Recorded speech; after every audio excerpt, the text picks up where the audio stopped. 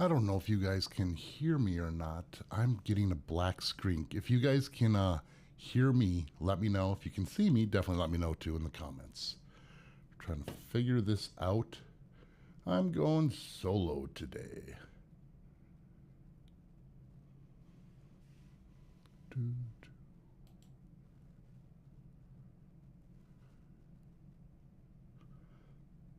There we are. Okay, welcome back, everyone.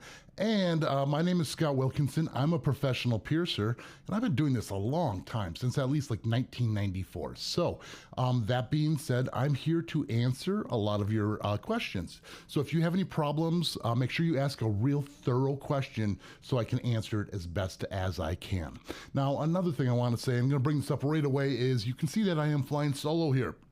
Normally I have someone else here named Jared, but Jared and I have split ways, so now I am running completely solo. He had things to do in his life, I had things to do here, and sometimes things just happen. So that's why things seem a little bit different right now, is because I'm not a real IT guy, and I'm just doing my best to get things running. I have all the equipment, and I'm learning how to use it. So let's take a look at some of the comments here.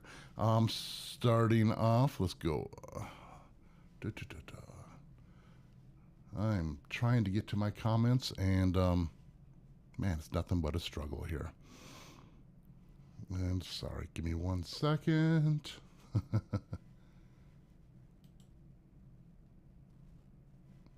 And let's see here.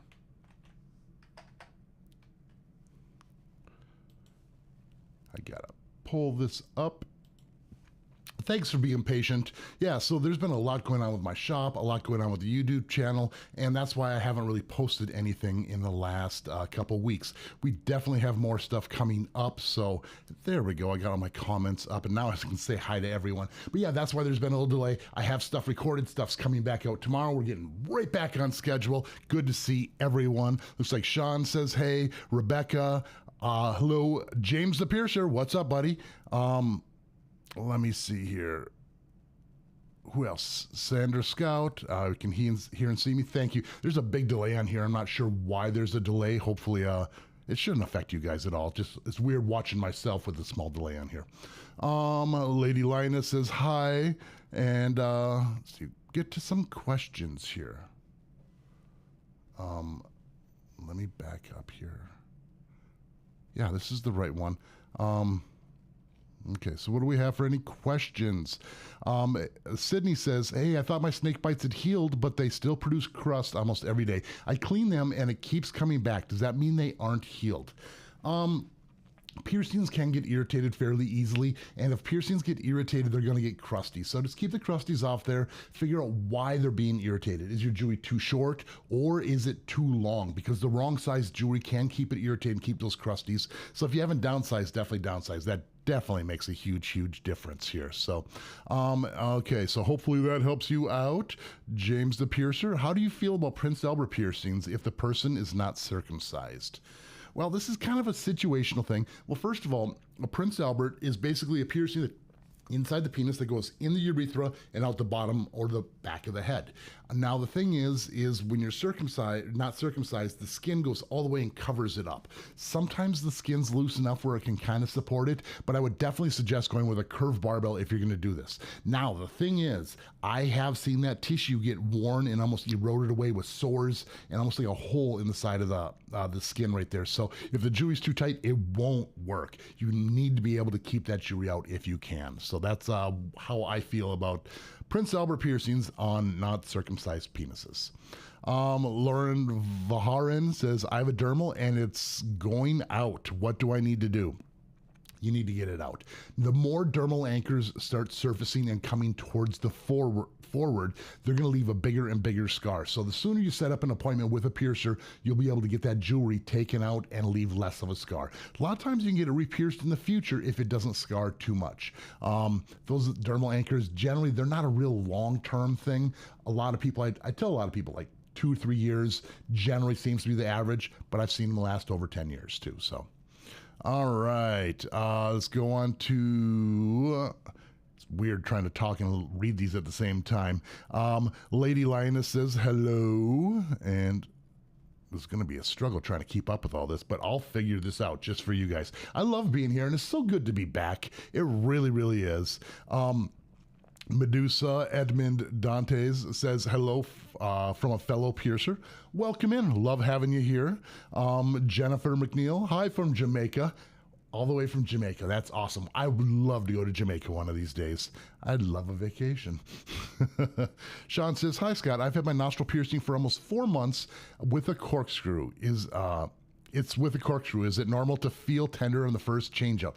Yeah. The thing is everyone bends their nostril screws or those corkscrews a slightly different way. Sometimes we buy them pre-bent, and those pre-bent ones are like buying a pair of pants or gloves that are one size fits all. It's generally not very comfortable, and a lot of times those companies, they're not even piercers, so they're putting a real hard bend on there, and when you're trying to pull a hard 90-degree turn or more through a piercing, you're going to feel it pinch. It's a fresher piercing. Hopefully it's not too soon you're changing your jewelry out, because generally you want to give it about a month to 2 months.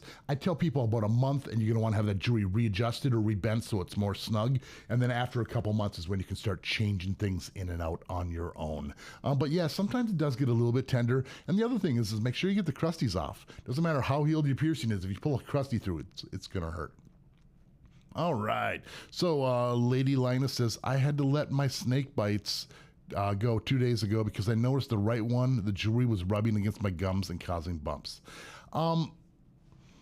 It sucks losing piercings, but I'm really glad you're wise in the ways of saving your gums and your teeth, because oral piercings can do damage. Doesn't matter how reputable of a piercer is, if that jewelry's not sitting right and if it's ultimately irritating, you can do gum erosion, enamel damage. You can lose your teeth eventually over the long period of time, but you have to listen to your body. That's one thing I say all the time. Listen to your body. If it says no, it's saying no. Get it out. There's other piercings you can always get, but sorry for your loss. All right, so let's move on to Katrina W. I have a fully healed labret piercing, but it's crooked. If I wanted to redone, would I need to wait any time after taking the current one out? 100%. It really depends on how your piercing is crooked. If it's just a little bit off to the side like this, you need the whole piercing to completely close up before you get re-pierced. Because if it's mostly centered and you're just kind of reboring that hole, you've already healed that tube of scar tissue, and that's where it naturally wants to go. So once that hole's completely closed, you can create a new hole.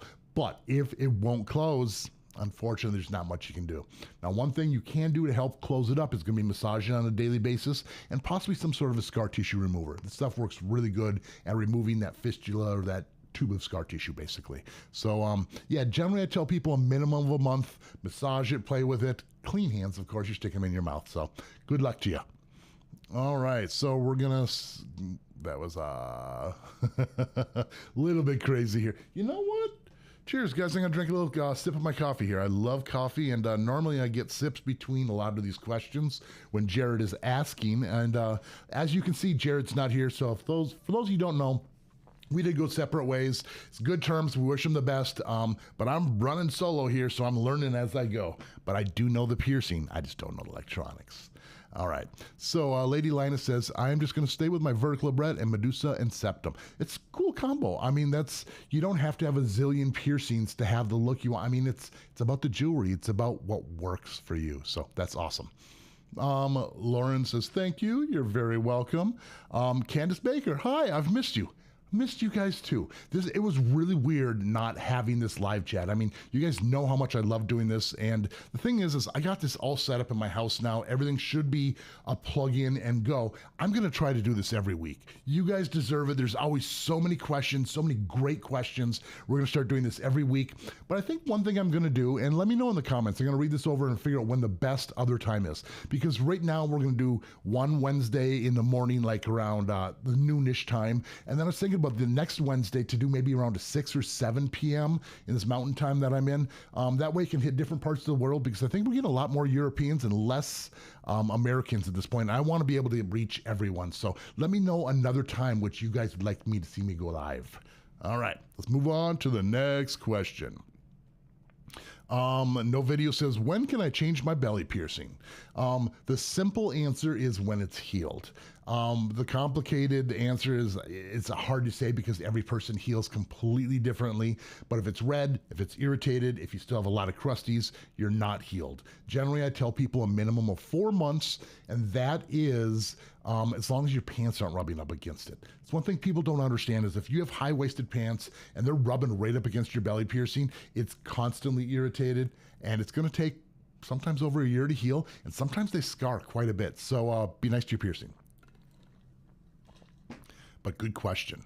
All right, so Lauren Vaharan says, thank you, you're welcome. I already said that, but you're welcome again. I just realized I'm saying a lot. I need to stop doing that because I'm trying to keep track of this. Doot says, when stretching ears, does the process tear the skin? Hopefully not. Not if it's done properly. And what I mean by that is you want to give it generally, like earlobes should be about 6 to 8 weeks between each stretch. And that's a minimum. That's not like, oh, Scott says 6 weeks, I can stretch it. It's when they're ready. And generally it takes about 1.5 to 2 months for your tissue to calm down to when you put the next size in there, it doesn't rip or tear. So that is the whole purpose here, is to give it some time to relax, and the next one should fall in. It's going to be a little tender, but it shouldn't rip or tear, and it shouldn't hurt. And let's move on to Lady Lioness says, I got my Medusa done about 1 month ago. When does it heal completely? Generally, I tell people most oral piercings are like the 3 to 4 months for it to be completely healed. A lot of times after a month, the swelling's completely gone. It's at that time where you need to downsize to maybe a shorter post. And once you downsize to a shorter post, it creates a little bit of a disc or a pocket in the back of that upper lip. I mean, most lip piercings will create a little bit of a pocket, and that pulls it away from your gums and your teeth so it doesn't do damage. Now, if you have to pop it out, that's a problem. But generally, you're looking at about 3 to 4 months and you should be good to go. All right, so moving on to Chris Grogan says, I'm at 110 piercings now. Wow, that's a lot of piercings. Sunday I'll be getting 11 more dermals to make up the shape of a ship anchor on my arm. Wow, that is crazy. Now, one thing I would say to you is you've obviously been around the block quite a bit, but the more piercings you get, the more weak your immune system gets because it's being spread to heal all those different things. So sometimes multivitamins or even zinc supplements can really, really help. And send a picture to PiercingWithScott and send it at Gmail. I'd love to feature this one of these days. That sounds like a lot of, I can't even imagine. Are they all pretty much in your face, or is it through your whole body? I got so many questions. And if you haven't already, make sure you hit the like, hit the subscribe. It really, really helps me and helps other people. Other people need this information, and every time you hit that like, you're getting it closer to them so they can get the right answers. All right, let's move on to the next question. Sammy4421, I got my labret pierced 2 months ago and it's doing great. Am I okay to get my eyebrow pierced now that I have my labret 2 months old? Yeah, absolutely. If you are only healing that piercing, generally I tell people like no more than 3 or 4 piercings healing at once, because that's when your immune system starts weakening. But yeah, if you only heal that and it's 2 months old, you're good to go. Let's move on to the next piercing. And Sean says, thanks, Scott. Yes, my piercing is almost 4 months old. Right on. Cool. And I do apologize if I mispronounce any names. That was the part I was most nervous about today, because it's Jared who's always done all the talking and said all the names, and I've always just been like, wow, I can't imagine trying to pronounce all these. And so far, it's been pretty easy so far, if I haven't messed them up. All right. So Michigan native says, cheers. Cheers back to you. And Emily York says, will navel piercings always leave a big hole, or will they eventually close up? For the most part, you're going to have a scar. A lot of times it's going to be a small dot. And if it's done where it's on the inside of the navel, you're only going to see that upper one. It's a real common scar, so it's nothing to really be ashamed of or embarrassed about. But it will leave a little bit of a scar. Now, the thing is if you don't have the appropriate navel and your piercing starts rejecting out, which means you don't have a good ridge on there, if it rejects all the way out, you're going to have a much, much larger scar. So you do want to be careful about that and make sure it's not rejecting. And if it seems like it's getting more and more and more scarred, the more scar it's going to actually leave for you too. So you got to keep your eye on it. I mean, even after having piercings 10 years, piercings can all of a sudden get hit or irritated enough to where they can want to reject. So it's always a possibility. But if things do reject out, You know I love Mederma. It's a scar tissue remover. You can get it at almost any pharmacy. There's other brands too. It's just Mederma's the one that I like. And you just kind of rub it in there and it pulls the discoloration, softens that tissue up. You'll still have a little bit of a mark, but it lessens it dramatically. All right, so moving on to LR. It says, hi Scott, I'm itching to get a new piercing and I can't and I think a forward helix would probably do good with my current ear setup. Are there particular annoying for people with big curly hair? I see what you're saying. Is it annoying like getting caught in there? For the most part, it kind of depends on jewelry. If you were doing a larger cluster or something with prongs that are holding on to that gem, hair's more likely to get stuck in there. Now, if you're doing something that's going to be a nice tight fit, like a bezel or a plain ball, something that doesn't have edges for the hair to wrap around or get stuck, it's not as bad. Now, the thing is when you first get this, we have to give room for swelling. And then after about maybe a month or so, if the swelling's gone down, you can downsize to shorter posts. Sometimes these take longer because if we're sleeping on it, they stay irritated longer.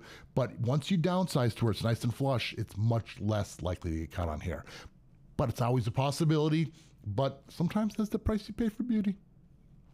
All right, moving on. Let's go with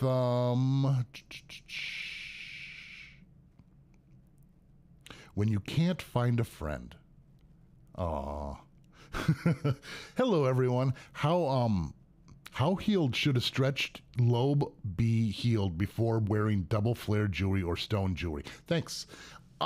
So when you're wearing body jewelry, like plugs, they generally come in single flare or double flare jewelry. Double flare means there's like a little bit of a saddle, and the inside part is the size you're going to wear. Let's say, for example, you're doing 0 gauge jewelry. When you're looking at the saddle, the skinniest part is the 0, and a lot of times that flare on that outside is about a gauge larger. So if the 0 in the middle, double zeros on the outside. It's real common for this to happen. A lot of times when you're wearing plugs, like you get your 0 gauge in there, and if you pull down on your plug a little bit, don't hurt yourself. But if you can see a little bit of light, that means you're ready to be stretched, and chances are you'll be able to get that double flare in.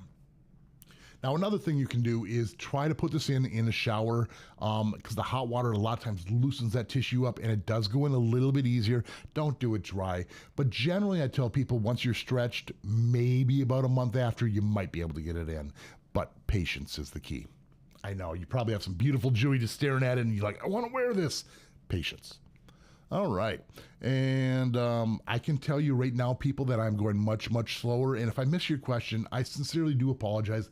I am trying to go in order, and we're going to get through as many of these as we can. Say ammonium chloride. What jewelry companies do you trust? I trust a lot of them. Okay, so a lot of the companies that I'm going to be carrying in my studio, Piercing Vegas here in Las Vegas, is going to be Invictus, Body Gems, Leroy, SM316, Juniper, Tawapa, Maya. Oh no, I'm in trouble. Safe Products, Gorilla Glass, Glassware Studios, Anatometal, Industrial Strength. I don't carry Anatometal Industrial Strength, but I do trust those companies. Leroy, I already said Leroy.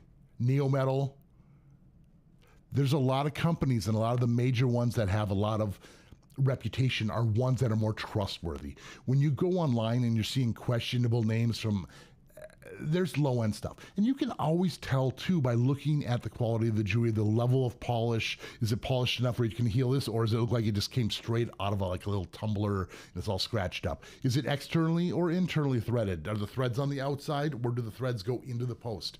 It's things like this.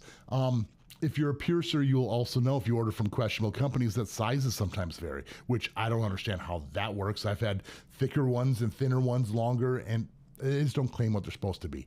I will say ordering stuff on Amazon is scary. You never know what you're going to get, because a lot of these companies online, when you buy stuff from like that, they just know that there's trigger words like titanium, surgical steel, implant grade. They throw these labels on a lot of these online stores because they know that's what sells it, but no one backs it up. You know, it doesn't have to be that. It's just words to them. So be careful where you get your jewelry. All right. And Tyler McCosh. Hi, you guys. I've had a helix and a flat different heel times.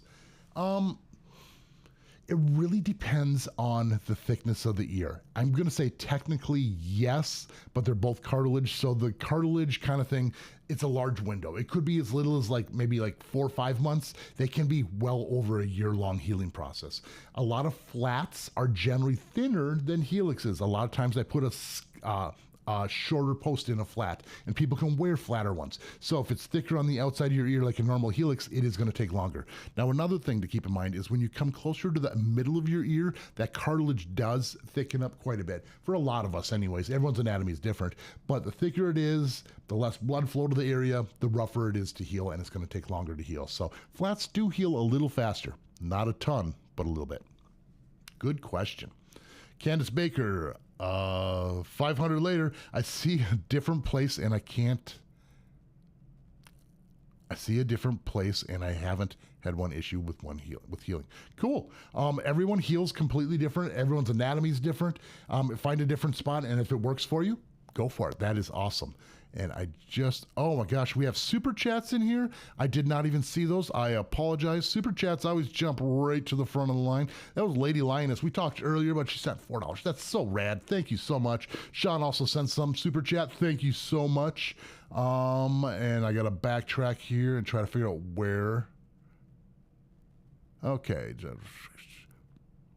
Okay, Sean says, is 14 karat gold good for a nose ring?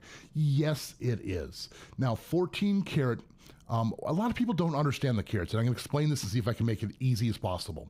If you had 24 apples, okay, and you have this bushel, and that's kind of saying what the gold is. You had 24 of these things, and only 14 of them are pure apples, and the other ones are a mixture of other types of oranges and pears. It's not a whole bag of apples. Now, if you had 24 apples, that's 24 karat gold. That means it's pure gold. Now, pure gold is extremely soft, and a lot of times you can't add threads to it. That's why you're not going to see body jewelry in it.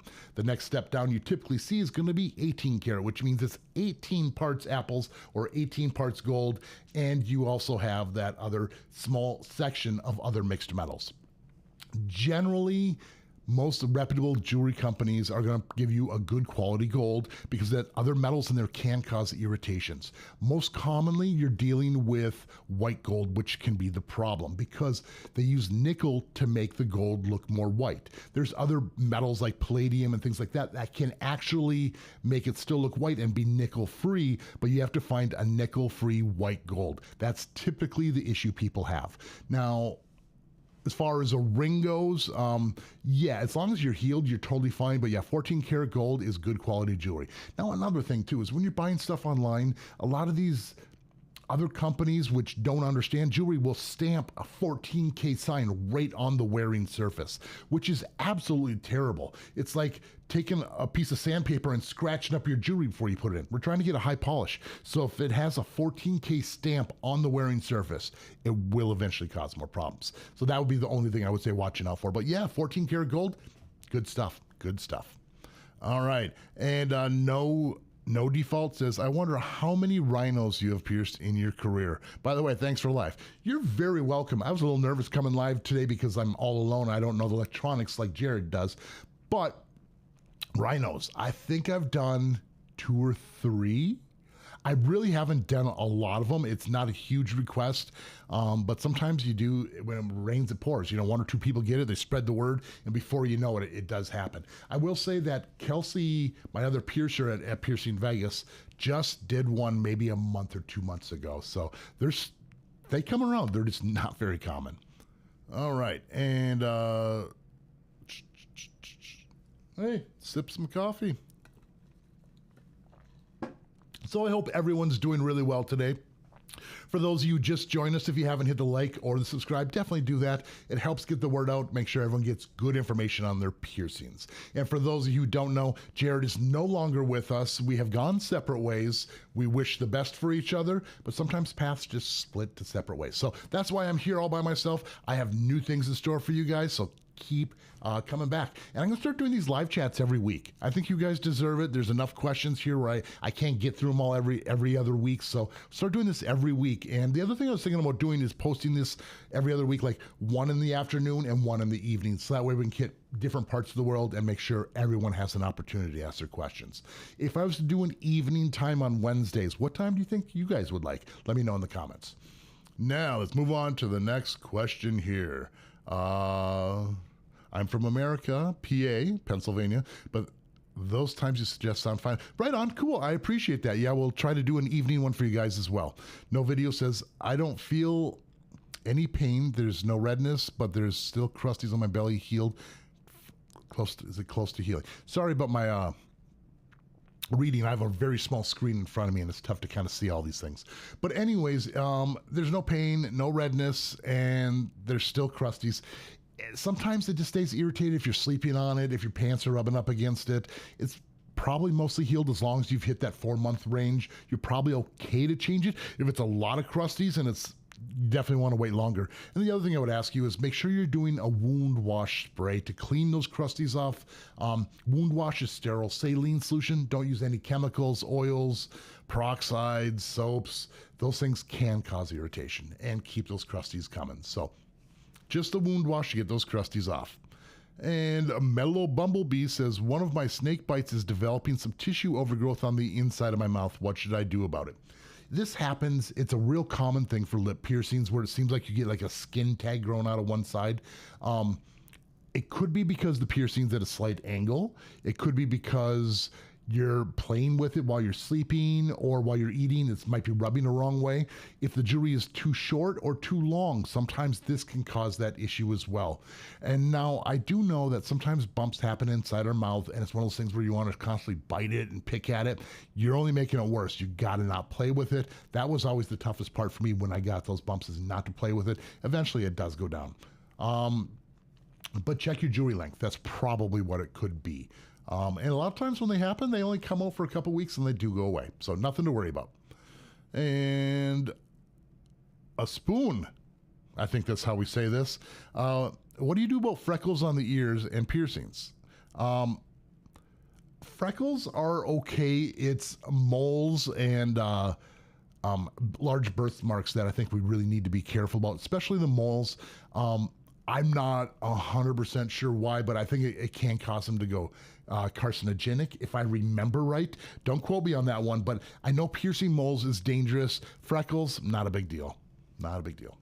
And Sarah Wardle, do you plan on getting any new piercings yourself, Scott?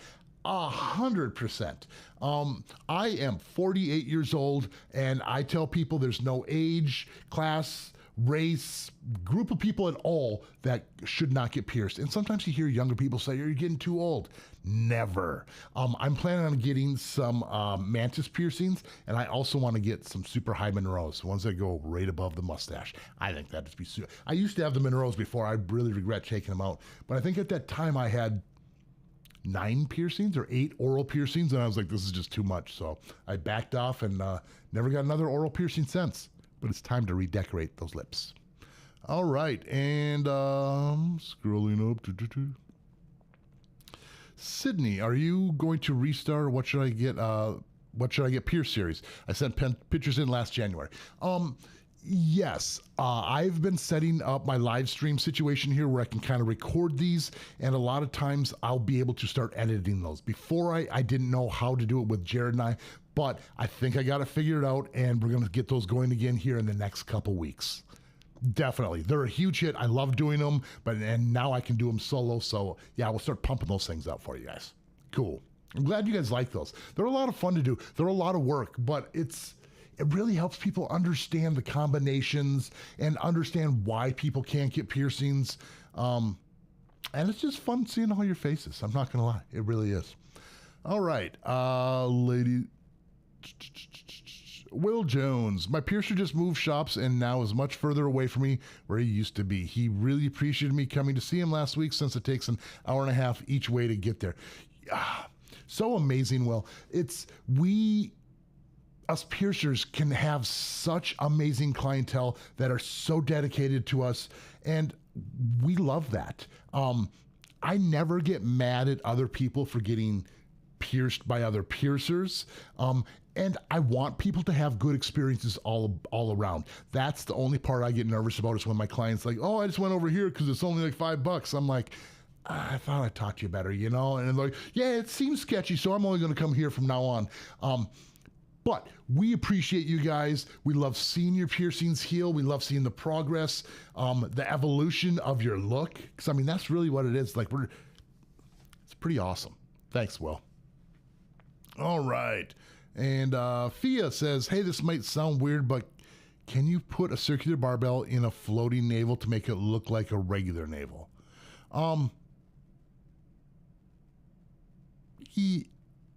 You should be. It kind of depends.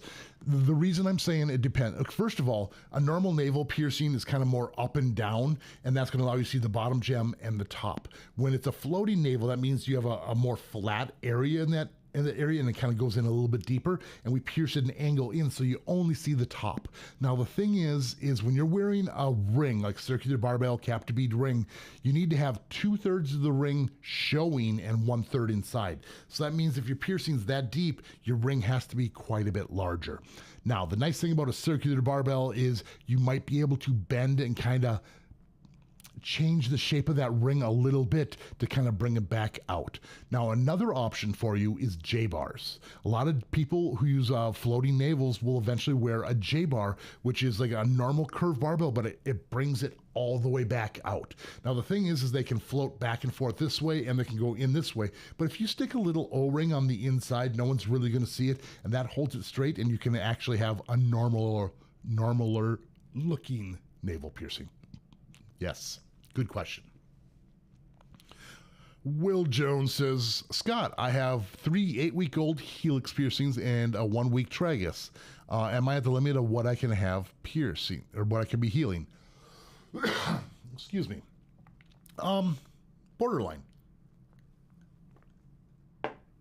Like I said, I don't like to have more than 4 or 5 piercings healing at once. One thing I would say is, are they all on one ear so you have an ear to sleep on? Because both ears you're kind of stuck in one position, they are definitely going to get more irritated. Also kind of depends on how your piercings are healing. If they seem like they're pretty good, you're not getting a lot of crusties. A lot of us piercing enthusiasts learn to know our body and what we can and can't handle. If you wanted more, you might be fine to do it. I would suggest maybe taking multivitamins or zinc supplements to boost up that immune system so you can heal it up more.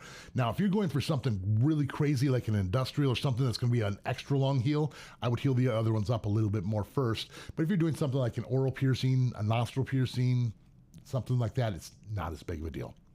All right, and moving on to SA, or SAW. I think we're just going to say SA. Is it wise to use ibuprofen before one gets pierced?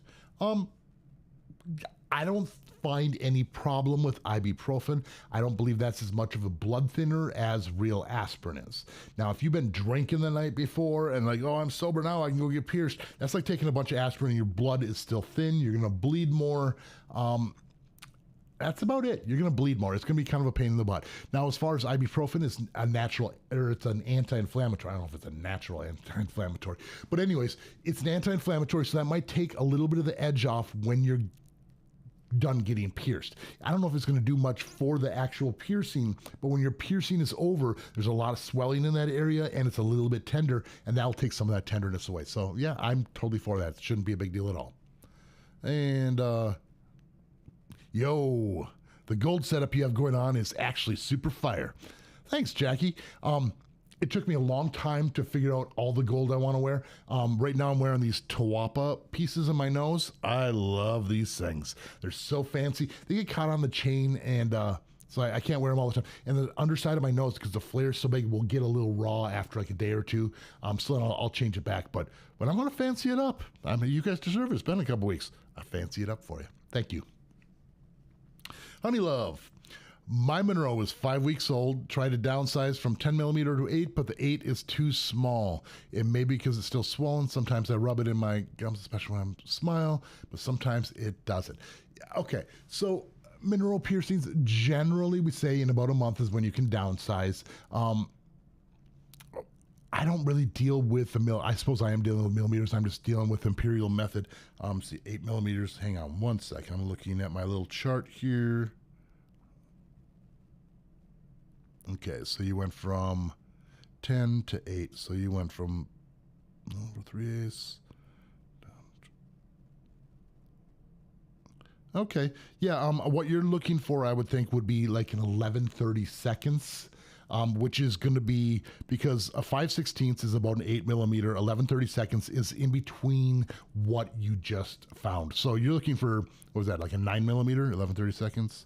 It's like a 10.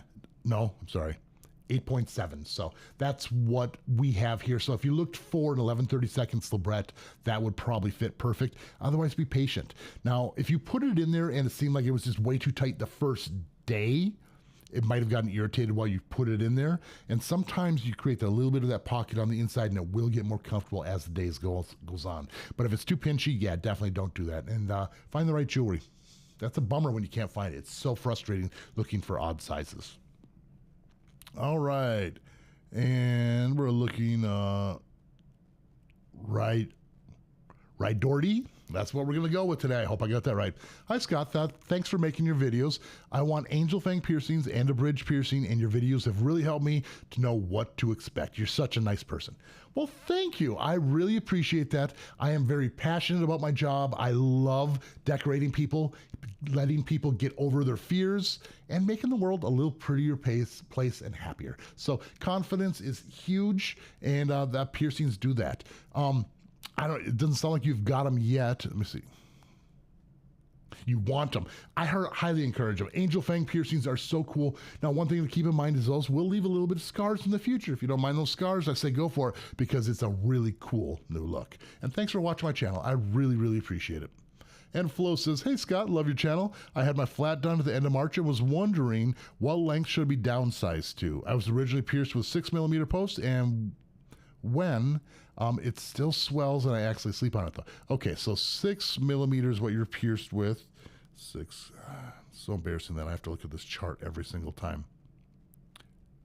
Really? You were pierced with a 1/4 inch? That's pretty short. There's many other sizes lower than that. It kind of depends on how much is sticking out. So if you were pierced with the 6 millimeter post and you have about 1 millimeter sticking out, you got to go down to the 5. It's just, you got to find that right size that fits best. There isn't always the perfect one, but there's the closest enough one. So, and cool. Congratulations on your piercing. Michigan native says, any advice on 2-gauge conch piercing with a dermal punch? Woo! I've been there before. It's pretty intense. I would suggest one side at a time so you have a side to sleep on. Yeah, when mine were done, mine weren't punched. Mine were pierced with a needle, a 4-gauge, and stretched right to the 2, which was brutal. I think the punch should make it easier. It's going to be a little crunchy. Just get a good night's sleep before. Bring a good supportive friend with you, because it's nice to have a good supportive team there. And then if you have a nice big meal right before you go in, it's going to give you a lot of extra energy to deal with the piercing. It's not that brutal, but I know psychologically it can be scary, and the more prepared you are, the better off the piercing is going to go. And make sure you go to a good piercer. That makes a big difference. There's no moving holes that big.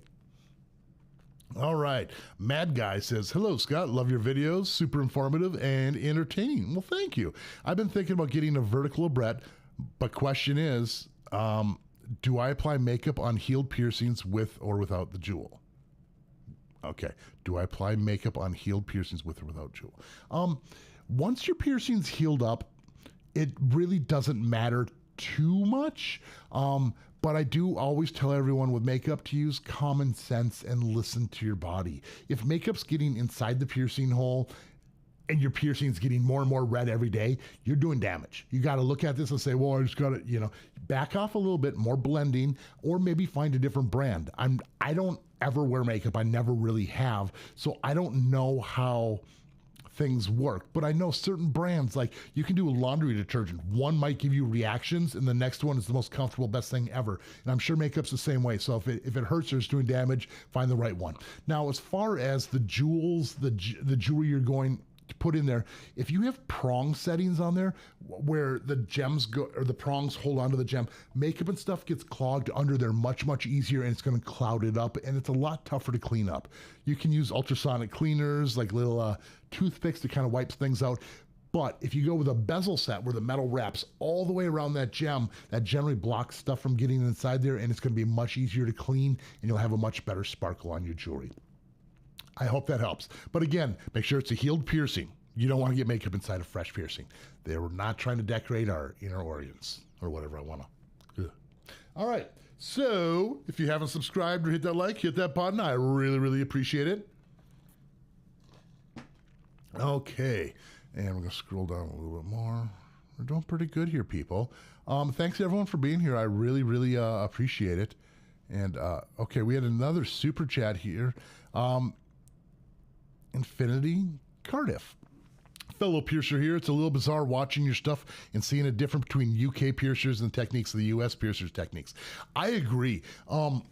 I know the big thing is over in like Europe and a lot of other parts of the world, you use cannula needles, which basically means the piercing needle goes through and then you pull the needle out and it leaves that tube of, I don't even know what it is, some sort of a plastic. I've never really even pierced with one. I have one because I want to do a needle video.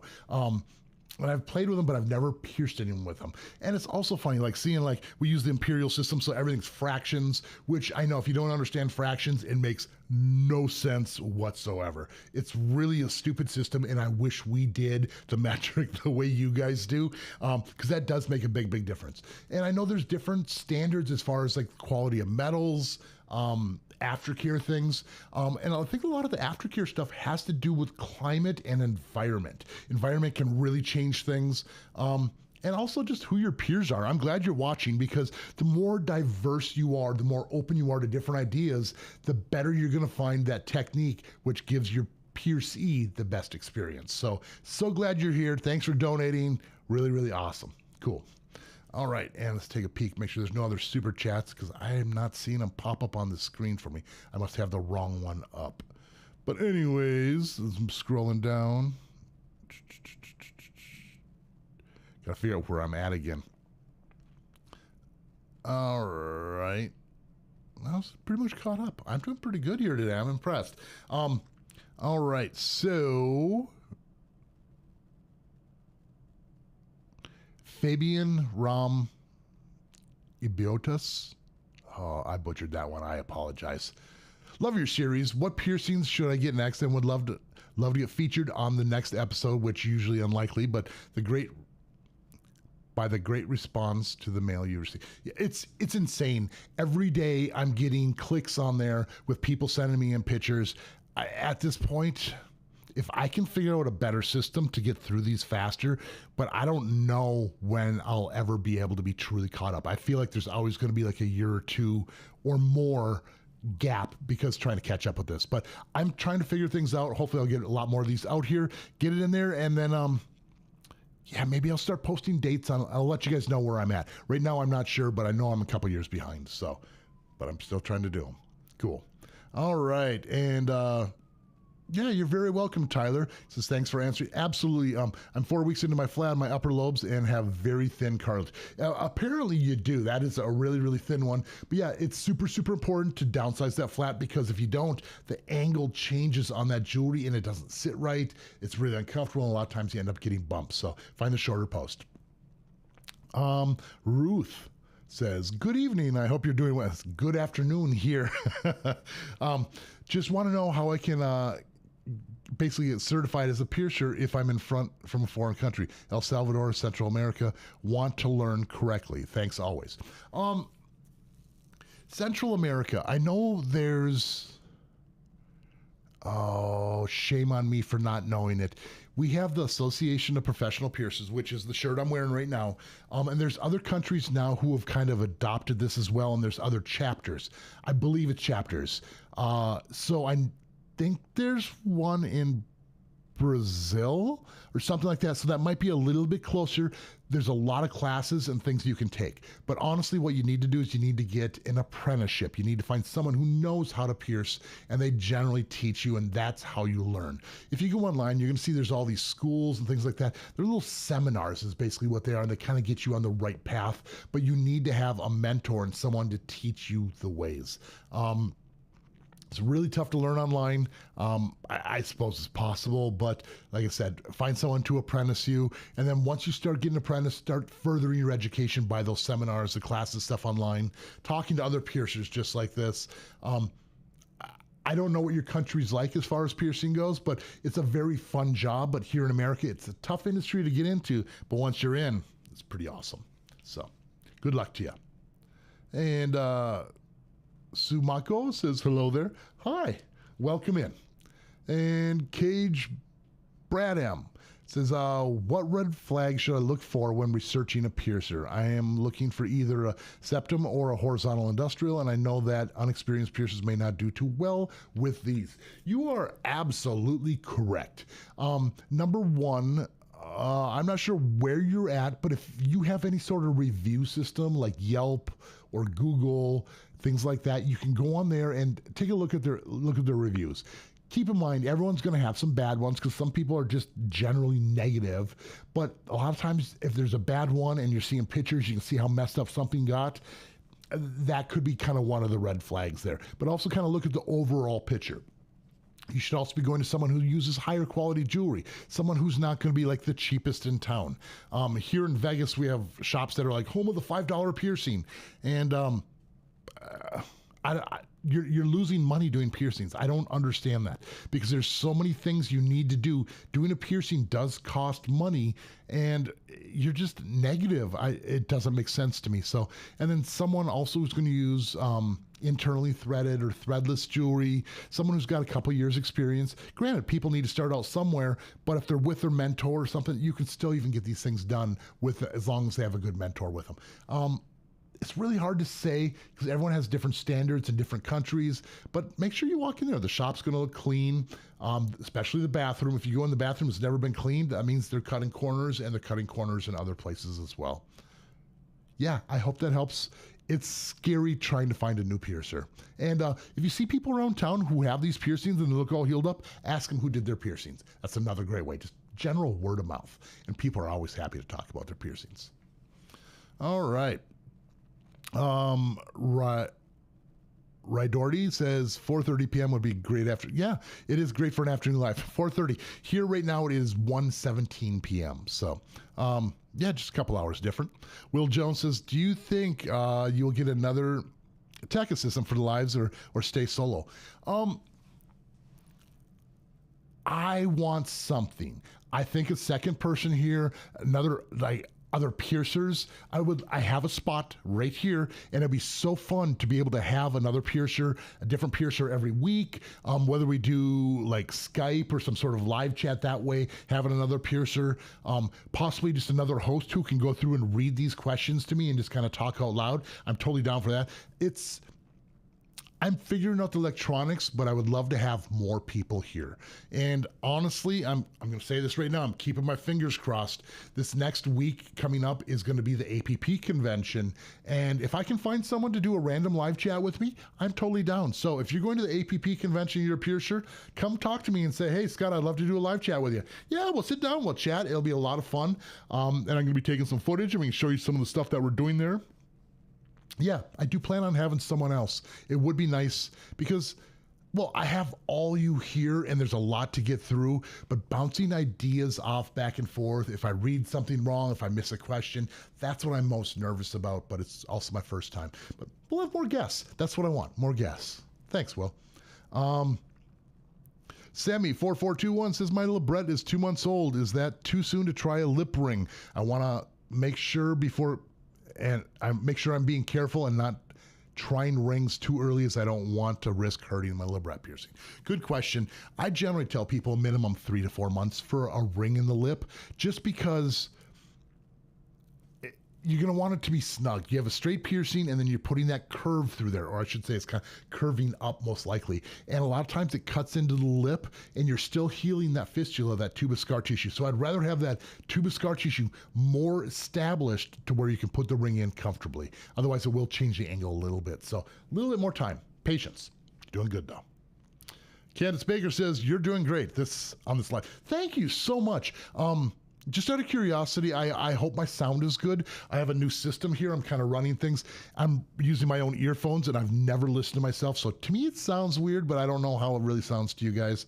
It looks like my picture's in focus. I had another friend come over and help me get me in focus. So thanks, Marlo. Yeah, I appreciate that. And Dude says, is it difficult to brush your teeth with oral piercings? For the most part, no. At one point, I had Monroe's. They were really, really high. I had a Medusa. I had outside lip piercings, a normal labret. I had low brettes where they kind of came out down the bottom of my jaw. I've had 2 tongue piercings, 1 web piercing, and I've never had a smiley. So that being said, none of those piercings were an issue to brush my teeth with, but I do believe that a smiley might be a little bit more tricky and it's easier to irritate that. During the healing process, everything's tender. You know, it's just like when you're cleaning with soap in the shower, it's like if you have a new nipple piercing, you're gonna keep hitting it. It's like, ow, it hurts to clean it with soap. You just gotta be more gentle until it is more healed. But in general, it's not that big of a deal. Now that I think about it, an Ashley piercing, once you downsize to a shorter post, that shouldn't be an issue, but with the longer post going through the upper part like that, that might be an issue. You got me thinking. I love that. All right. And, yep. No way that I'm live, Rebecca XX. Yeah, welcome in. I love having you here. Thank you very, very much for being here. Sumako says, what are mantis piercings? A mantis piercing, I'm seeing flyaway hairs here in my picture. A mantis piercing is basically like a nostril piercing, but it's at the very, not the tip, but you have like 2 of them right on the edge of the nostril. So it's like 2 of them pointing directly in right there. And a lot of times you have a little barrette or a flat disc on the inside. So forward-facing nostril piercings, they've adopted the name of mantis piercings. Just it looks like their eyes are more in the front of their head, I guess. I don't know. Pretty cool though. All right. And Quang says, when piercing that uses surface jewelry, the U-like one, when you pierce it according to the length, you pierce exactly like the U shape from Vietnam. Okay. Thanks for being here. I really, really appreciate it. Surface jewelry, the U-like one. Okay. Typically, we're going to be using, hang on one second. Let me grab my dry erase board for you. Now, I'll show you guys in a second here.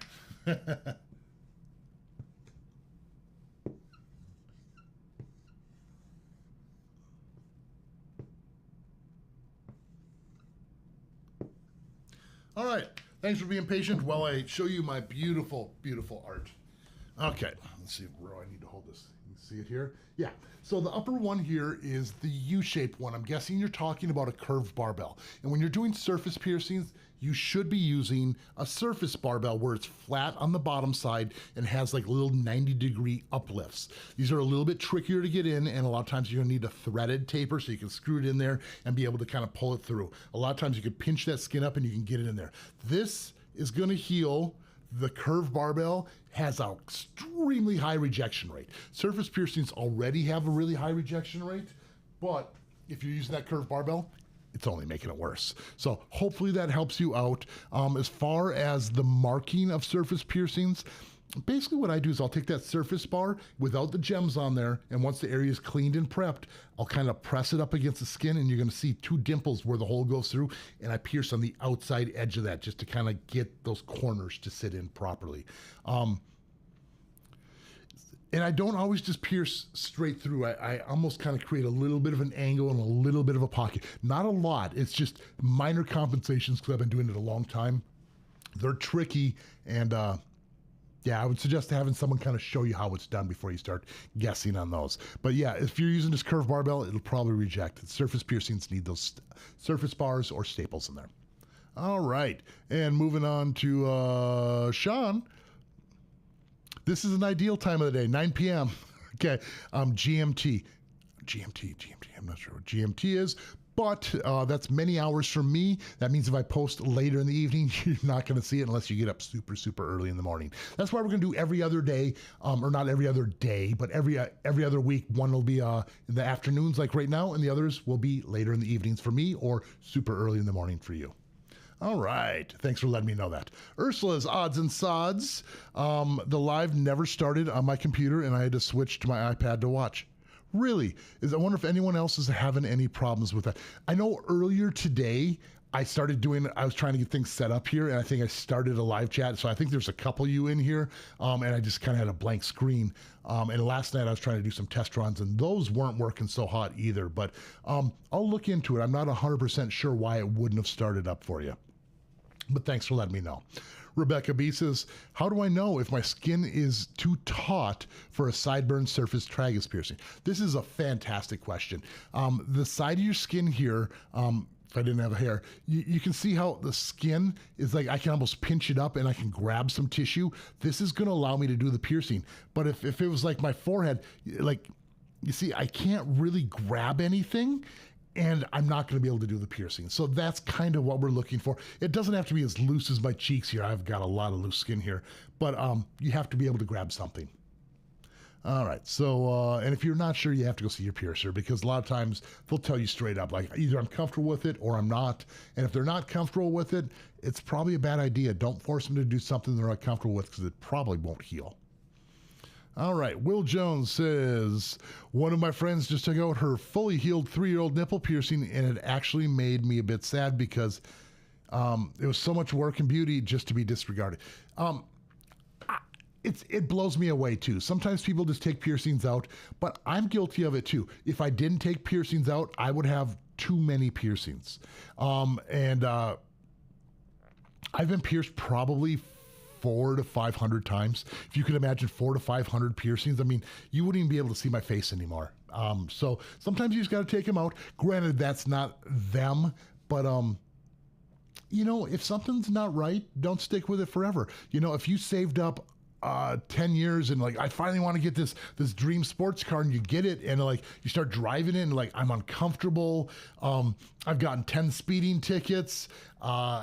It's not what I wanted it to be. And if you're not happy, move on. It's not a permanent decision for your life. There's a bunch of little sections and chapters in our life, and sometimes you just got to experience it to know it wasn't for you. And maybe the eyebrow piercings for them, or an earlobe, or a stretched earlobe, or maybe their tattoos, or there's so many things. But yeah, I know it makes me sad too when people come in. They're like, oh, I just need you to take it out. I think I'm just done with it. And I'm just like, I don't quite get that. I can't take something out without replacing it, but people are just like, yeah, whatever, and then take it out. Well, obviously piercing wasn't for them, just like super crazy sports cars aren't for me. So,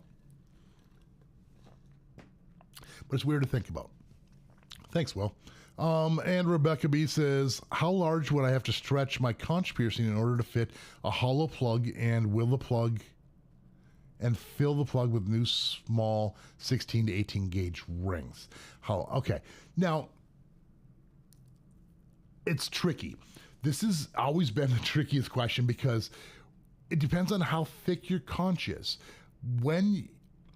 If you put a double flared plug in there, hollow double flared plug, that typically is shorter because those edges are being flared to the side, and you can wear a slightly smaller ring.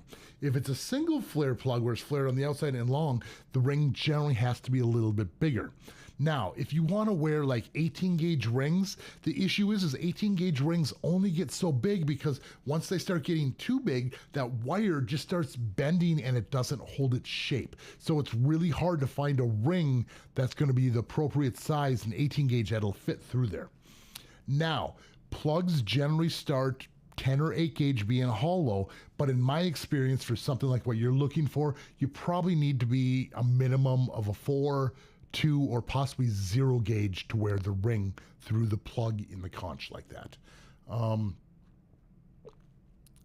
Yeah, tough question. Great question. I love what you're doing there. And the other weird thing for me is you don't see metal plugs anymore.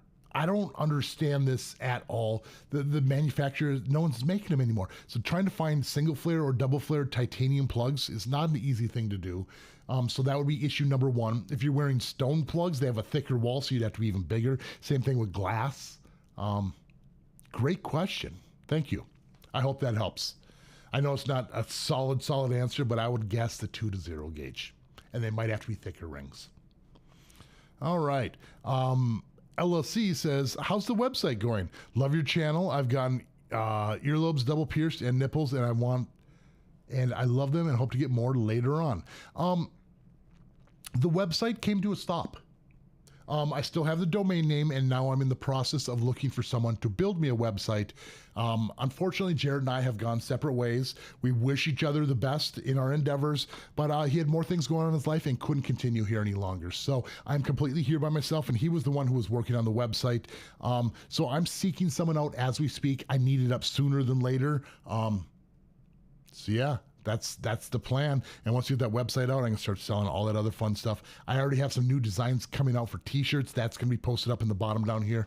Hopefully within the next couple of weeks, I'll have all that stuff up. So thanks for the question. Maybe a little bit longer with the website, but I'm working on it. I know you guys have heard that a lot, but now it's just me, and now I know where things are at. All right. Rebecca XX says, please say hi, Rebecca. I love your channel. Thank you so much for being here. Hi, Rebecca. You are amazing for being here. You are part of the community, part of the family. I love you all. Thank you so much. All right. And moving on to Sammy4421. I agree. It's awesome to stick with one piercer. I've been going to see my piercer for almost a decade now, and we're good friends. And he loves seeing my piercings. And track my progress as I get more done. Absolutely. That's exactly what I'm talking about. It's being a piercer. I feel guilty when I see and pierce someone only once and don't always remember them. I remember my regulars, but if I'm piercing 20 people a day and you've been coming to me, for 10 years, I'm gonna remember who you are. But if I see you once and then like a year later, like they totally remember me, and I always feel guilty because I don't remember every single one of them, but I remember my regulars. So we love you too. All right. And if my piercing is purple in the back, is it infected? Not necessarily. I need more to the question to answer that properly. Number one, if it's a fresher piercing, like within a week or so, you could have some serious bruising. Oral piercings, like the inside of your lip, is going to have a lot of bruising. I've seen on the back of earlobes. I've seen on cartilage. I've seen on navels. I've seen on nipples. So bruising can totally happen. Is it infected? Probably not.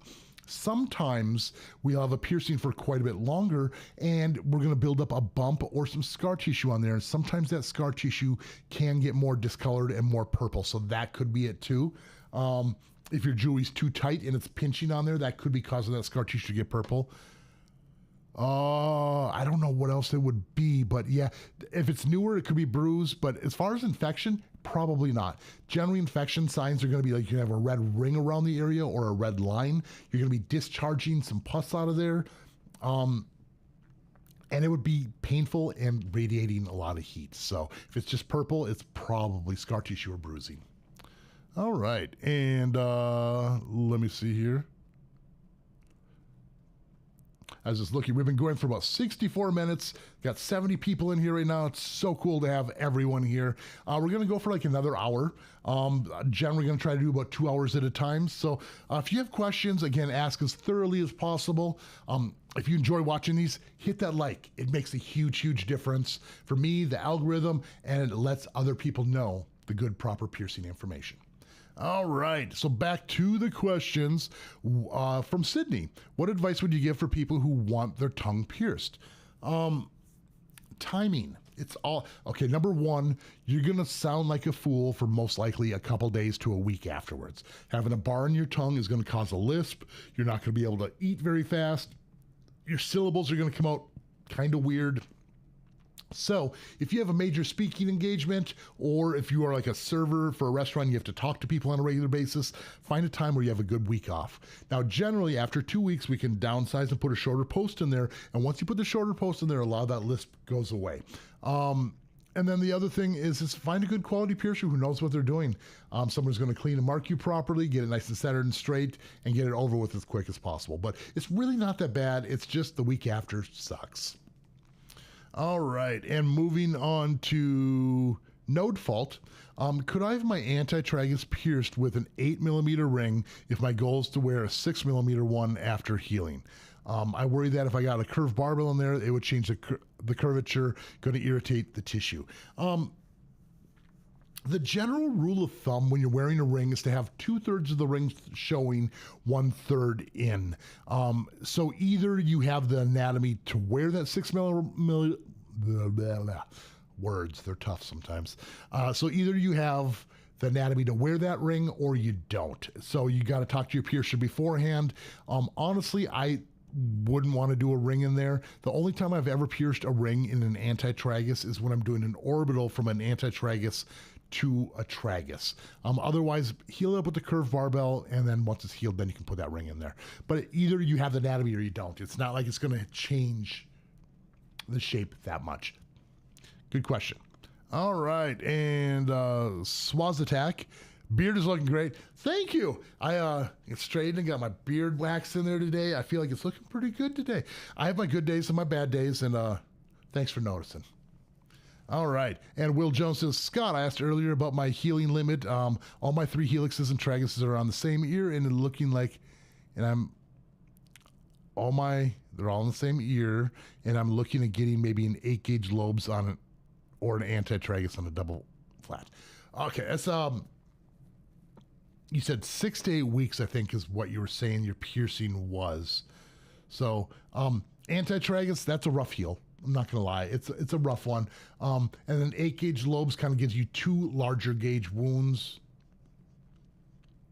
I'd give it at least another month or so if you're going, those are kind of a bigger, more extreme things. So I'd give it another month or 2, Will. Just kind of heal things up a little bit better. Might be wise. I mean, you could do what you want, but you're more prone to problems. All right, Schmello. Hi, Scott, fellow body piercer here. Let me know if you guys are piercers. I love having everyone here. And hopefully you're going to APP this year. If the piercing conference here in Las Vegas is coming up next week. If you're in Vegas, come say hi to me. I love seeing everyone. All right, but anyways, fellow body piercer here. I'm still a baby piercer, and sometimes I have clients that ask, what are the pros and cons of using numbing cream before a piercing? Any help? Yes. I turn people away. Like 99% of the time, I'm turning people away because it's a topical cream. You know, you're putting a topical cream and then you're putting a needle through it. So it's going to basically push that stuff on the inside. So it could cause more issues there. Number 2, piercings aren't that painful in the first place. To properly numb it, you're going to need to get a shot of Novocaine, lidocaine, whatever it might be. And therefore, you're giving yourself a shot with a hypodermic needle to numb the effect of another shot, which doesn't make a whole lot of sense. If you want a piercing and they're done properly, they're not really that painful. It's more psychological than anything. But yeah, I turn people away with numbing cream. I've had people show up with like get their nipple pierced and they have like this big saran wrap with Emila cream and numbing cream all over and like, oh yeah, I can't feel anything. I'm like, no. I'll wipe it off, come back later. I'm not going to push all that stuff inside your body. If it's said topical, it's not meant to go inside. Otherwise, they would be putting that stuff in syringes and shooting. Yeah, no good. So that's what I tell people. Yeah, it's not that big of a deal. All right. And, okay, things just jumped here. I'm looking at my chat, James.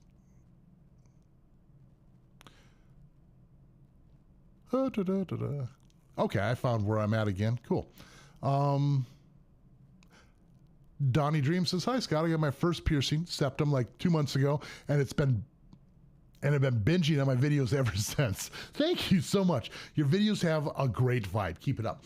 I try to keep good positive energy because that's what piercing is. Piercing is about feeling good about yourself, building confidence, looking prettier, and just, it's fun.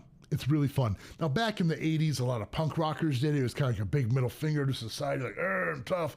But you know what? I think they still wanted to look pretty too. I mean, look at how they're doing their hair. They're doing so much work at adding all that color and spikes, and it's about making the world a prettier place, and it's all through the eye of the beholder. But yeah, congratulations on your septum. Hopefully you get some more. Will Jones says, I never thought I'd be happy for a piercing to migrate. I had a triple helix done and the bottom one didn't line up with the others. The one moved a bit, so the one of the others moved a bit, so they don't have any sort of system. So I see what you're saying. So you got these helixes and they're supposed to look all symmetrical, and one just kind of shifted down enough to where it's like you got the two piercings and the one.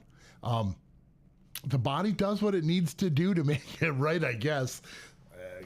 Awesome. I'm glad it worked out for you. Sometimes you turn a negative into a positive, right? Sweet. All right. Oh, it says there's brown pus coming out of my ears. Is it infected? That's never, ever good. It could be really irritated. So I wish I could remember what we were talking about earlier. Are these fresh piercings? Are they healed piercings? Did you just change jewelry? Are you using wound wash spray to clean your piercings? It could be infected. Now, if there's brown pus coming out of there and you think it's infected, you should definitely seek out a medical professional, get some antibiotics.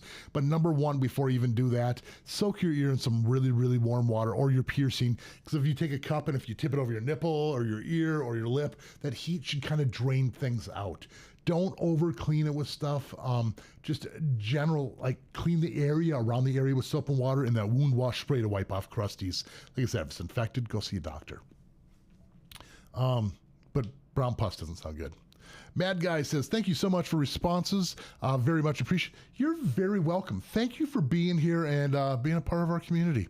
I love all of you guys. And Audrey says, I have my cartilage pierced for about 3 years now and it hasn't healed at all. That sucks. I clean it, maintain it, and it doesn't heal. I changed the bar to a longer one. Didn't work. Any tips? Why do you say it's not healed? Are you constantly having crusties on there? Is it sore because you're sleeping on it? It said you changed, I clean it, I maintain it, doesn't heal. Change the bar to a longer one. Now, if the bar is way too long and it's moving, that's going to be causing problems. You need to have the appropriate size. Maybe change it to a titanium one if you're wearing a steel one. A lot of people can react to surgical steel or medical grade steel stuff, but the titanium does work much, much better. If you have a ring in there, that could be part of the issue, but you did say bar. Excuse me. Aftercare. What else are you doing for aftercare? Hopefully it's just a wound wash, no peroxide, alcohol, Neosporin, bacitracin, essential oils. You know, I went on Amazon not too long, typed in piercing aftercare. There is so much stupid stuff on the market, so I bought it all. So you have a bunch of those reviews coming. But yeah, wound wash spray and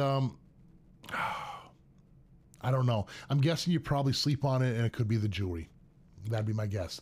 Otherwise, like, try to leave it be. Sometimes less is more. If you're constantly cleaning like 2-3 times a day and you're irritating it, sometimes just leave it be and it might help it out. Good luck to you. I don't really have a good solid answer. I wish I did. All right. And Alucard says, what are some other piercings I should get that would look good with my snake bites? Oh boy, that's a tough loaded question. Most facial piercings I think look really, really great with snake bites, especially ones that are symmetrical or balanced. That's my personal opinion. It depends on the look. If you go through my series, What Should I Get Pierced, which more will be coming out soon, I show you there's so many different things you can do. I mean, if you're trying to keep more oral piercings, maybe vertical Brett and Ashley, maybe turn them into spider bites. So basically like little shark bites down there. What else could we do? Medusa, angel bites, nostrils, septums, all of them. So yeah, if nothing else, just like take a picture, you know, and like draw some dots on that little picture and see what works for you. But yeah, you should be able to get away with quite a bit. All right, and moving on to Rebecca B. Before dermals were made illegal in Nevada, what were some of the unique dermal projects you did? To be honest with you, I've never really been a huge fan of dermal anchors just because they reject out. They're really problematic. It's something people can't change themselves or take out themselves. But the simple ones like stars, just single points, maybe doubles or triples, like up the back of the neck, the spine. But I've never done large projects with dermals. It's just never been my forte. But thanks for asking. And I keep itching the back of my head. I got these new earphones, and they're kind of tied to the back so you can't see the wire, and it keeps tickling. I just realized I've been itching my head a lot because of those wires. I'll get used to it. Okay, and Lady Lioness, can snake bite jewelry be used on Medusa since it's an oral piercing? Absolutely. Body jewelry is body jewelry. It doesn't really matter. It's not like because you wore it here doesn't mean you can't wear it here. Sometimes this area might be a little thicker, so you might have a longer post. It's finding the appropriate size. But if it's the right size, it totally works. Curved barbells work in vertical lips, eyebrows, navels. I have seen them in nipples, sometimes transverse lobes. There's a lot of places you can put each individual piercing. Same thing with librettes, which is most likely a lip piercing for you. So yeah, absolutely. And let's get caught back up here. The Underground EDC. I finally made it to a live stream. Welcome in. Hopefully I got to you and said hi to you before you left. We're going through these as quick as possible. It's a little bit slower today. And City says, how you doing, my man? Just got up to 14 piercings and wanted to know your thoughts on what to do next. Most recent are zero gauge conch punch, nostril, and flat. Wow. Did you do a zero gauge conch punch and a zero gauge nostril and zero gauge flat? Either way, that's still pretty awesome. 14 piercings. What would be next for you? I would have to see your face to really give you some good advice for that one. I've always been a fan of tongue webs. I don't really say that too often, but underneath your tongue, if you can kind of create that little suction like that, putting a ring in there, you could stretch it up a little tiny bit. A lot of times they do reject and not everyone has anatomy for it, but it's a piercing you can get that heals fast. It's for you. You can show it off if you want, and it's kind of a shocking piercing and generally doesn't do too much damage. Now, the only concern there is if the bead came unthreaded or came undone, you could chip your teeth if you bit down on it. But otherwise, it pulls away from your gums and your teeth. I would have to see to give you other recommendations, though. I think everyone should have their nipples pierced. That's of age, of course, at least 18 and up. Nipple piercings are some of my favorites on me. All right, and City, also I'm up to 14 millimeter my lobes now. 14, I'm sorry, 44, that's way different. So 44, you're approaching like 2 inches. You got some monster plugs. I love that. That is so cool. All right, and Monica Ewa Peterson says, guys, leave the thumbs up for Scott. Thank you. I can't say it enough. Like the thumbs up does make a huge difference. It gets the word out so other people can see these live streaming and we can have more of a community. I know sometimes it's fun to kind of hoard and like be able to have all your questions answered, but the more people here, the more diverse the questions get, and other people need that good piercing information too. So hit that thumbs up. Thank you so much, Monica. All right. And RYXNN, Rix, right? RYYX, I can't even pronounce that one. Rixn. Okay, getting my snake bites done tomorrow. Congratulations. Eat a good meal before you go to bed tonight, because like having some food in your system makes it much better. Proper night's sleep, and congratulations and have fun. All right, and Pikamoth says hi. Hi. And we're moving on to Angel Bellamy Webster. Hi, Scott. I got my Christina Pierce today, but I couldn't go to my normal studio because the laws on genital piercings are quite foggy in the UK. I'm really sorry to hear that. That's kind of weird. I'd like to know more about that. So when I went to another studio, she pierced it wrong. Oh, no. What did she do wrong? I really don't know. Because, I mean, sometimes they're pierced with surface bars. Sometimes they're pierced with curved barbells. I'm sorry you got a bad experience. It sucks when you go to another piercer because, like, for me, I'm kind of the same way. I'm a rules person. When the rules say you can't do this, I don't do it. And all the other shops who are willing to do these things just do it. And they're cutting corners, and not all of them, but that's the scary part when you go to a new piercer. I'm sorry you had a bad experience. Let me know more. Like, what they do? Do they do a crooked, wrong jewelry, too thin, too thick? Bummer. All right. And James the Piercer still here. Woo! Hey, how those piercings doing, buddy? Doing and sounding great. I appreciate that. I'm still kind of nervous about hearing because like I'm hearing through my earbuds right now. Oh, if I push them in, I can hear better. I'm new to this whole earphones thing. So thank you. I appreciate that. Hope you're doing well. Pikamoth says, hey, I was wondering if there was a way to tell if you have the right anatomy for a bridge piercing. I always ask the piercer first, but I don't want to get my hopes up. Absolutely. Bridge piercings are a very anatomy dependent piercing. I have a lot of loose skin. As you can see, I can grab a lot of skin and it moves around. Some people are completely flat there. And if it's completely flat and there's no natural ridge, you see how mine kind of raises up? You need to be able to go through the skin without distorting the tissue. Now, if you can't also, like if you touch just like this, you tap it and there's no loose skin and it's just like, it's like hard bone, you're going to have bone erosion. It's going to cause problems. So you need to be able to have tissue there and loose enough. And that's pretty much what it comes down to. So if you can pinch skin up there, go talk to your piercer. It could be a possibility. All right. And we're moving on to ISHO. E-I-S-H-O. That's what I hope I got that right. Hi, I'm a slow healer. I've had several piercings over the years and nothing has really healed nicely. Are there certain people who just are not piercing compatible? Wonderful question. This is something I should probably make a video on. There are a lot of factors in healing a piercing. Sometimes if you're healing up other things, like if you had an operation, if you're healing multiple piercings all at once, this weakens your immune system. If you're more prone to colds, flu, and you're constantly sick, that is a factor. If you're diabetic, that weakens your immune system. Or there's other diseases which can weaken the immune system and make it really difficult to heal your piercing. Now, sometimes we have reactions to certain metals and certain things that way. For instance, if you're getting pierced only with 316L steel or surgical stainless steel, sometimes it's a reaction to the nickel. Sometimes it's the weight of the metal. So maybe change over to titanium.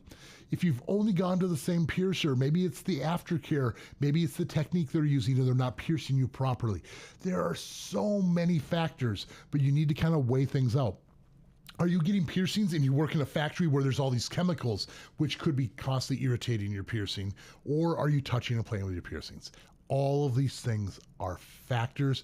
I wish I could help you out, but all I can really say is don't touch or play with your piercings. Get high quality titanium jewelry and try to only clean it once a day with a wound wash spray and do your best not to irritate it.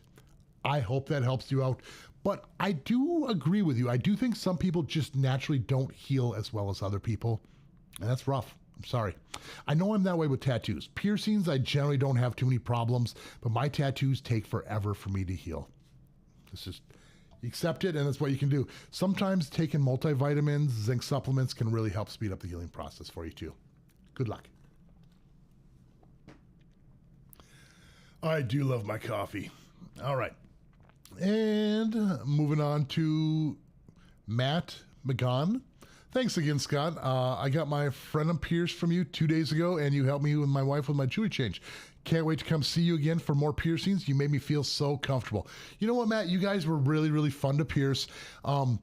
It's always weird starting my day with genital piercings because I look at the schedule and it's like, oh boy, you know, because you just never really know who's coming through those doors. But you guys are so friendly and fun. I really hope those are healing well for you. And if you're having any problems, let me know. And again, check those beads. Make sure they stay tight. Cool. Thanks for checking in, Matt. All right. And Rinixon, I keep butchering your name. I'm sorry. Hey, Scott, I get my snake bites. Should I get my snake bites done tomorrow? Should I ask them to put them high enough so I can wear rings in them? Well, talk to them about that. When you go in, now something to keep in mind is when you want to wear rings in your lips, you gotta, okay, like people say, I only want it down as far as my lip line goes. Well, my lips are pretty fat. So you see how my lips are wider than it is my lip line. So I had to pierce mine down far enough to where the ring could be snug.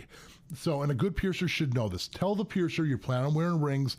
You want the rings to be snug, and they should be able to accommodate for that. You don't necessarily have to tell them the size of the rings.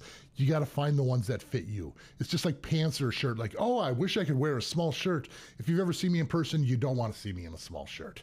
It's ultimately what we would all want to be with the tiniest stuff and the but you got to wear what fits appropriately.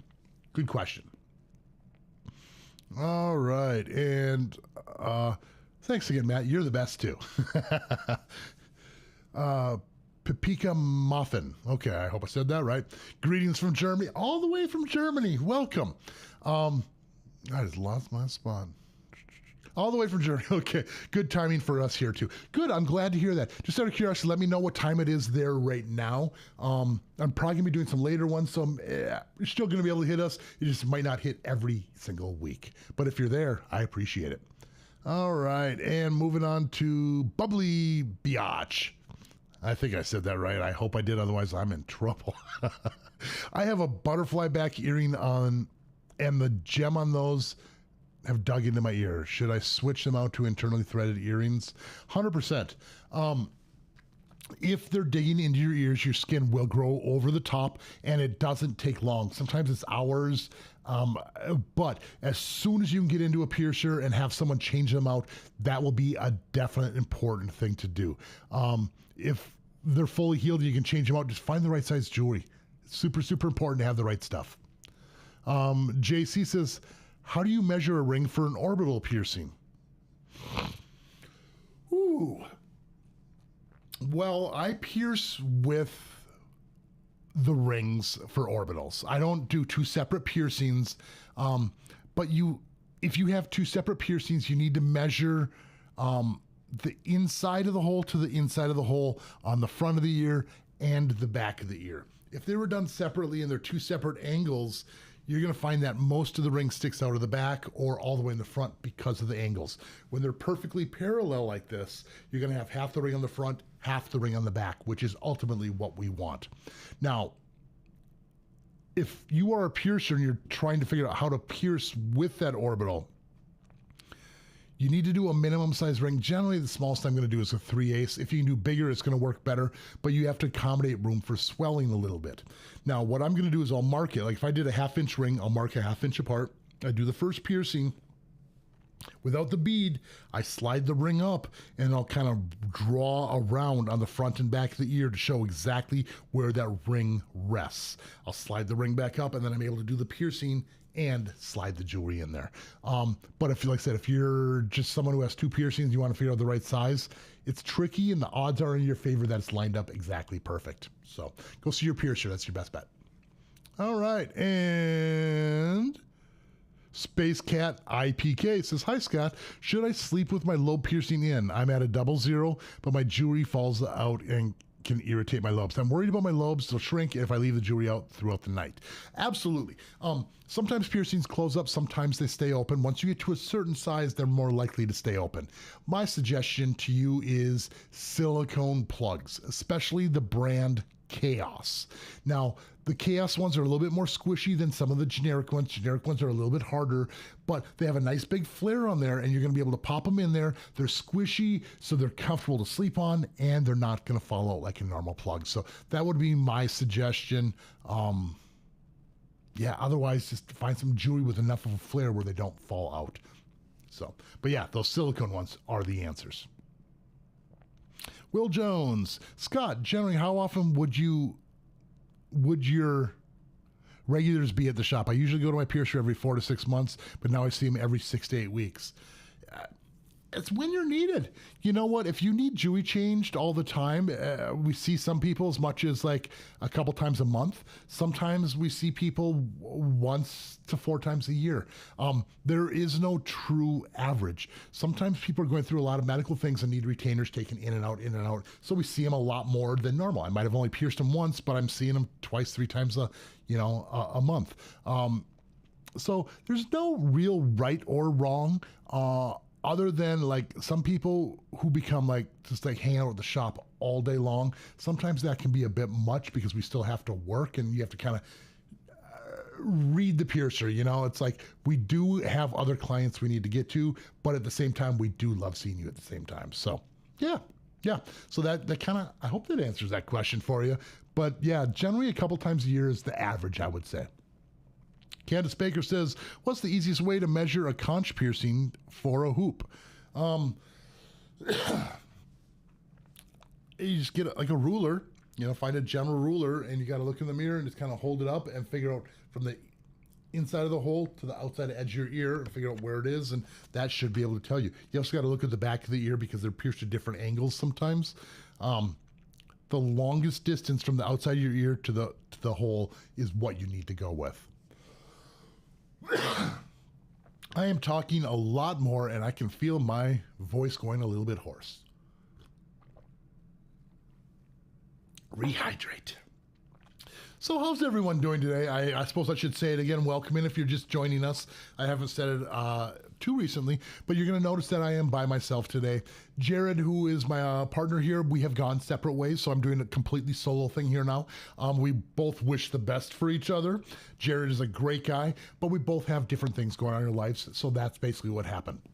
Now, if you haven't already, make sure you hit that like. It's super, super important for the algorithm. It gets the word out so other people can get the same good information. And if you haven't hit subscribed, I appreciate it. I love having all my subscribers. All right, let's move on to the next question here. That hydration really helped my voice. Well, my throat anyways. All right, so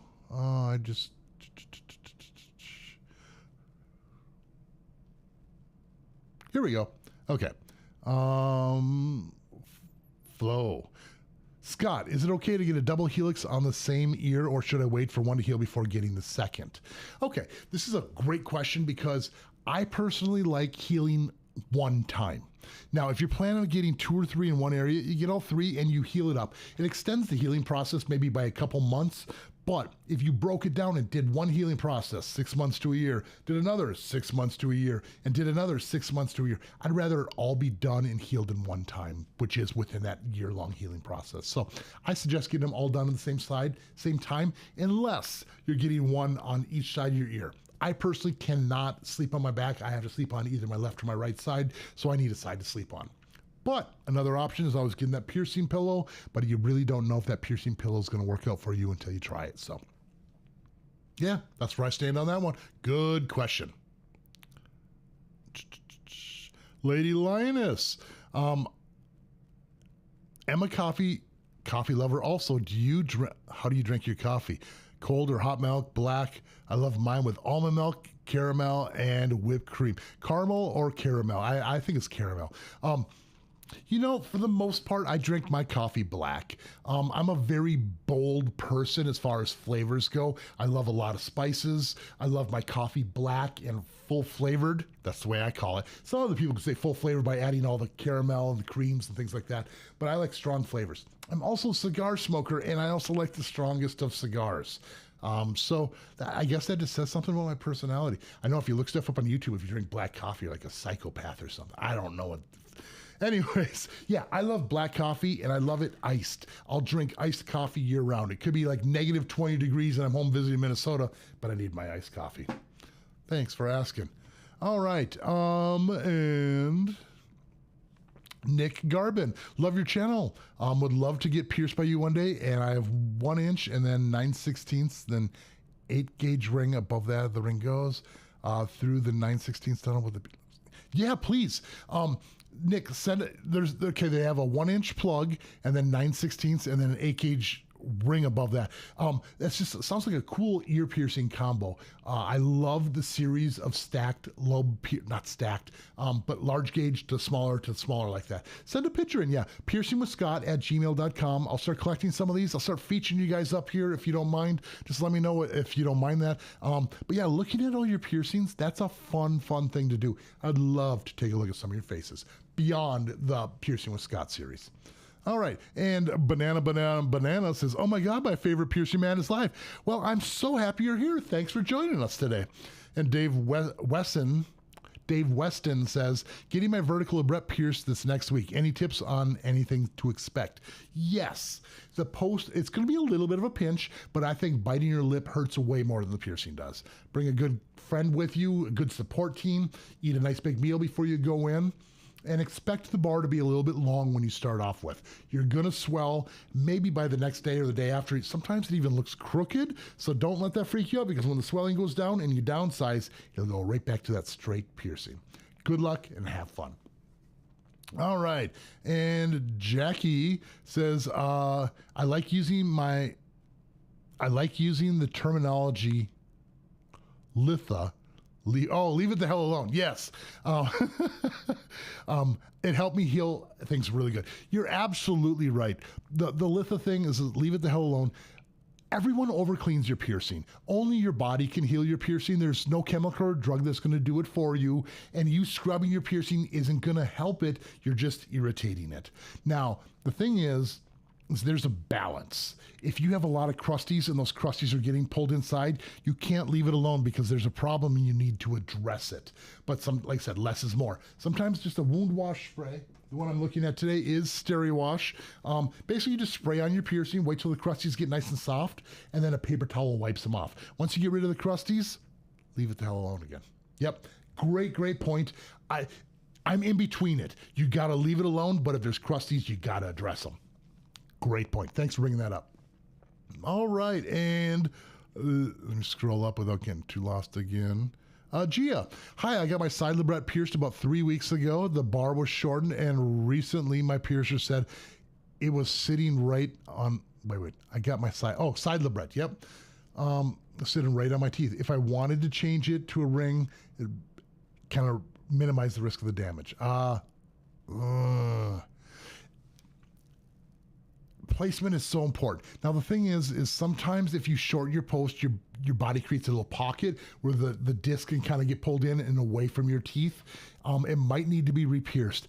If you're putting a ring in there, keep in mind the ring's going to come out as well, and you're more likely to do tooth damage, in my opinion. You can try it if you want, but chances are it probably needs to be replaced. Yep. That's one thing I look at. 'Cause sometimes you have that eye tooth one on the bottom and it can rub right up against it. So sometimes it needs to be a little further out to avoid oral damage. So keep that in mind. And where are we next? Tanea. Does downsizing the piercing have to be done at the same piercing place when you first get it pierced? As a piercer, we appreciate it. I'd like to see how my piercing's doing. If I see issues or problems, I will definitely address it. But the most important thing is your piercing health. If you need to downsize and you're not around your piercer, don't wait and risk more damage by not downsizing it. I hope that helps. But go to a reputable piercer. That's what us good piercers really want, is to not go to a crappy piercer, someone who's going to mess you up, put in bad jewelry, and do more damage. If it's done right, I'm okay with that. Good question. Everyone always feels like they're trading on us or cheating or some sort of, and it's like, no, there's more than enough business for everyone. Sometimes you want a second opinion, and second opinions are a good thing. There's no concrete rules here. It's just, I'm giving my 30 years experience of piercing to the best of my ability. And if someone has different experiences, they might have a different opinion. And I'm all ears to listen to what they have to say. All right, Bobby Wallace, is there any way to statin septum? Stack, I'm guessing is a typo. Is there any way to stack a septum piercing? I'm going to say that's what your question is. Because otherwise, statin, you might be saying like autoclave a piece of jewelry, which is a type of autoclave. But I think you're saying stack a septum piercing where you can put multiple pieces of jewelry through the same hole and stretch it out. You could totally do that. You can also sometimes, if you have a large enough sweet spot, pierce it on above it or behind it as well. This is a really, really difficult thing to do, but that can be done. But if you're talking about stack, that means putting multiple rings through there. Absolutely. It's one of the most popular places to stack jewelry. RK. Hey, Scott. First time watching you live. I recently got a double conch. I was wondering if there is a recommended amount of time to wait before getting another piercing on the same ear. As long as you're just healing the double conch, you should be totally fine. If you're adding another conch piercing, that area is really swollen. It's going to be more painful, and we're not going to be able to match the angles. But if you wanted a tragus or a helix or some other lobe piercing, should be totally fine. If you're going to the other ear, might be kind of tough to sleep, but generally I don't like to have more than like 4 or 5 piercings healing at once. And JC says, hi from Seattle, 55, mom, got both nostrils done in 91. Any advice on placement for orbitals? Cool. Orbitals. Where would you get your orbitals? Are you talking about like, I'm going to pull out the ears because I haven't done it this episode yet. Orbitals sometimes can be done on the side of the ear. Sometimes it can be gone across like a normal industrial. I've seen orbitals in earlobes. My angle's real backwards, like from there to there. So I've done orbitals before from tragus to anti-tragus. God, I just messed that up. I'm looking at 2 different screens and everything's backwards here. So tragus. So there's a lot of different like conch to conch orbital. There's a lot of variables. So it kind of depends on the shape of your ear, what you're looking for, how you want it to heal. Lobe orbitals heal way better than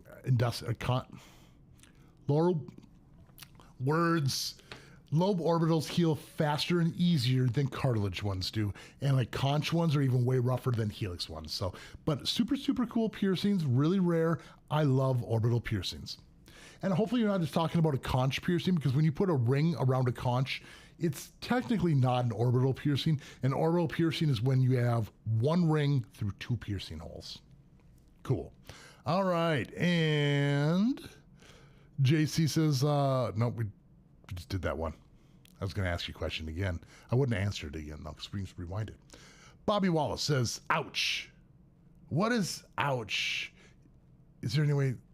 Oh, no, stacking your septum. No, stacking your septum shouldn't be that bad if that's what you're talking about. If you keep putting smaller ones in there, it's going to be tight for a day or so and then back to normal. If you have a fresher piercing, it might still feel a little bit raw. All right. And Will Jones says, I'm counting down the 10 months till I'm 18 and the real fun begins. Wow, you're not even 18 yet. Awesome, awesome. Yeah, once you turn 18, it's so easy to overdo it, so keep that in mind. Don't. And save yourself some piercings so when you're 18, you can actually go get them. Like, it'd suck to turn 18 and want to get a piercing on your 18th birthday and be like, well, I'm already healing, 6 other piercings. So... But awesome, awesome. And Dave Weston says, I got my septum pierced, but I think it went through the cartilage instead of the sweet spot. It seems to be healing fine, but is that going to be okay for long term?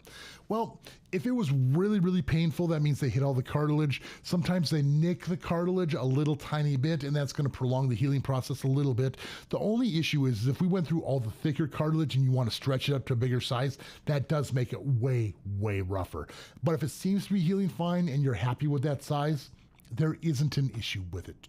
Not too much anyway. So yeah, if it bothers you, get it redone. Otherwise, yeah, it's fine. All right. And can you, Bobby, no, sorry. We'll get to you in a second, Bobby. Henning Yeet, do most dermal piercings seem to reject? I say yes. I've never seen one permanent. Dermal piercings have been around 20-ish years now, I'm guessing, since 2006. Coming up on 20 years. And most piercings, most dermals reject out after a couple years. I have seen ones that have lasted 10, but I think 11 years is probably the longest I've ever seen, if I remember right. All right, Bobby. And can you fix a crooked septum piercing? We used to think about, it's funny you bring this up. If there's a piercing, you could. If it's a brand new piercing, we used to say if you take your ring and push it up and kind of tape it, it can kind of train it to kind of sit more straight. But if it's crooked, I would say get it re-pierced. There's not a whole lot you can do. Sometimes if you stretch your piercing out and you can put a smaller ring in there, it might hang a little bit straight, but once the hole closes up to that ring, it's probably going to pull it crooked again because you've healed a tube of scar tissue and it's established at that size. So probably not. I'm leaning towards no. Just your best bet is to take it out. If you plan on doing stacking septum, like putting a bunch in there, that will probably hide it. So, yep. And the Underground EDC. I love watching your channel. I wish I could see all your faces at the same time too. I'd probably get really intimidated seeing all these faces up on my screen. But thank you. We love having you here. And Vic says, hi from Scotland, suggested for removing a clicker from a very high septum. Also tips for replacing it with another clicker. It's quite high up and can barely see the balls on an 8mm horseshoe. So I'm checking my chart. 8mm is, yeah, you know, it's not too crazy high up. You're probably still in the septum. It's just on the higher spectrum on there. 8mm. The next size up, which is real common, is going to be like a 9 or a 10mm, and that might pull it down just enough for you. You can always go as big as you want. It's really up to you how far you want it to hang down. And if it really bothers you, you can always just take it out and have it re-pierced at a lower area, as long as you have the anatomy for it. But yeah, as far as removing a clicker, the best advice I can give, I was looking to see if I had a toothpick here, like a little pen. Like if you had a toothpick and you stick it inside in between the ring and your nose, and you can kind of pull it down, and sometimes that will break that little clicker part free. You got to find the two seams and go right in the middle of that, and that'll pop it out. Otherwise, hemostats, if you can stick it in there and kind of open it, and like just kind of open it as you kind of twist it, and a lot of times that'll pop it open. Otherwise, by hand. If you can't get it, a lot of people come to us as piercers to have the jewelry changed, because it can be tricky, and sometimes those clickers get so tight. So, all right, and moving on to the next. Where are we at? Back to Bobby Wallace. My granddaughter's ears would not heal. She went to her doctor because she couldn't even change the type of metals. Okay, so sometimes kids, when they're really young, can't keep their hands off, can't stop playing with it, and that can be the source of the problem. Sometimes if they're just too active, you might need to wait a little bit longer. And it could be the size of the jewelry. You know, it could be the different metals, but sometimes it's too long, too short. Do they wear helmets? Are they getting on bicycles and, like, you know, the helmet's pressing up against it? Are they swimming every day? All of these things are big factors. So something to keep in mind. And aftercare too. Yeah, wound wash spray, nothing else. It sucks seeing little kids get pierced and they can't heal it up. It just bums me out. But I wish you the best. Hopefully you can figure something out. And Will Jones says, one thing I never see these days is people putting hoops in nipples. I kind of want to try that. I don't know if you can tell or not, but I definitely have a hoop in my nipple. I'm not going to lift my shirt and disturb you guys. But yeah, rings are a super cool look, but everyone these days uses bars. Even for a while there, I did see some nipple clickers where they're more flat, and they had little clickers for fancy stuff, but I haven't seen those in years again. So yeah, rings and nipples are awesome. Don't get pierced with rings. They suck to heal, but once you're healed up, I love having rings in mine. All right, and Minecraft tutorials. I'm guessing it's Minecraft tutorial. Anyways, I got my septum pierced around 3 months ago and have no problems with it. I was wondering how long you would recommend to wait till I can replace the jewelry. I want it so badly. Generally, that piercing is healed up pretty good. If you don't have crusties, no tenderness, soreness, you're probably totally fine. I tell people 6 to 8 weeks for that one to heal up. And we're starting to wind down here. We're going to probably, see, we're at 108 minutes. We got another 10 minutes or so. I'm going to get through as many of these. I'll try to speed it up. Caroline Hewitt. Hi, Scott. Love your videos. Thanks for joining us. Alejandro Martinez. Hi, Scott. I have a septum piercing in and find it impossible to unscrew the little ball. I don't have a pair of pliers to help. What can I do?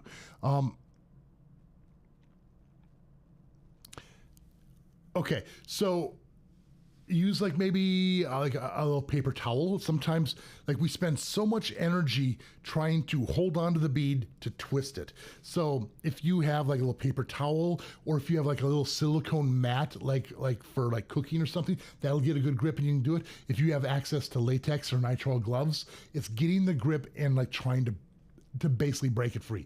You can also soak your nose in some warm water for like maybe 5 to 10 minutes. Sometimes our body creates a little oil seal on the outside, and that can kind of really clamp down on there. But yeah, It's really, really tough. And if you have to, you might have to go to a piercer. They do get really, really tight sometimes. All right.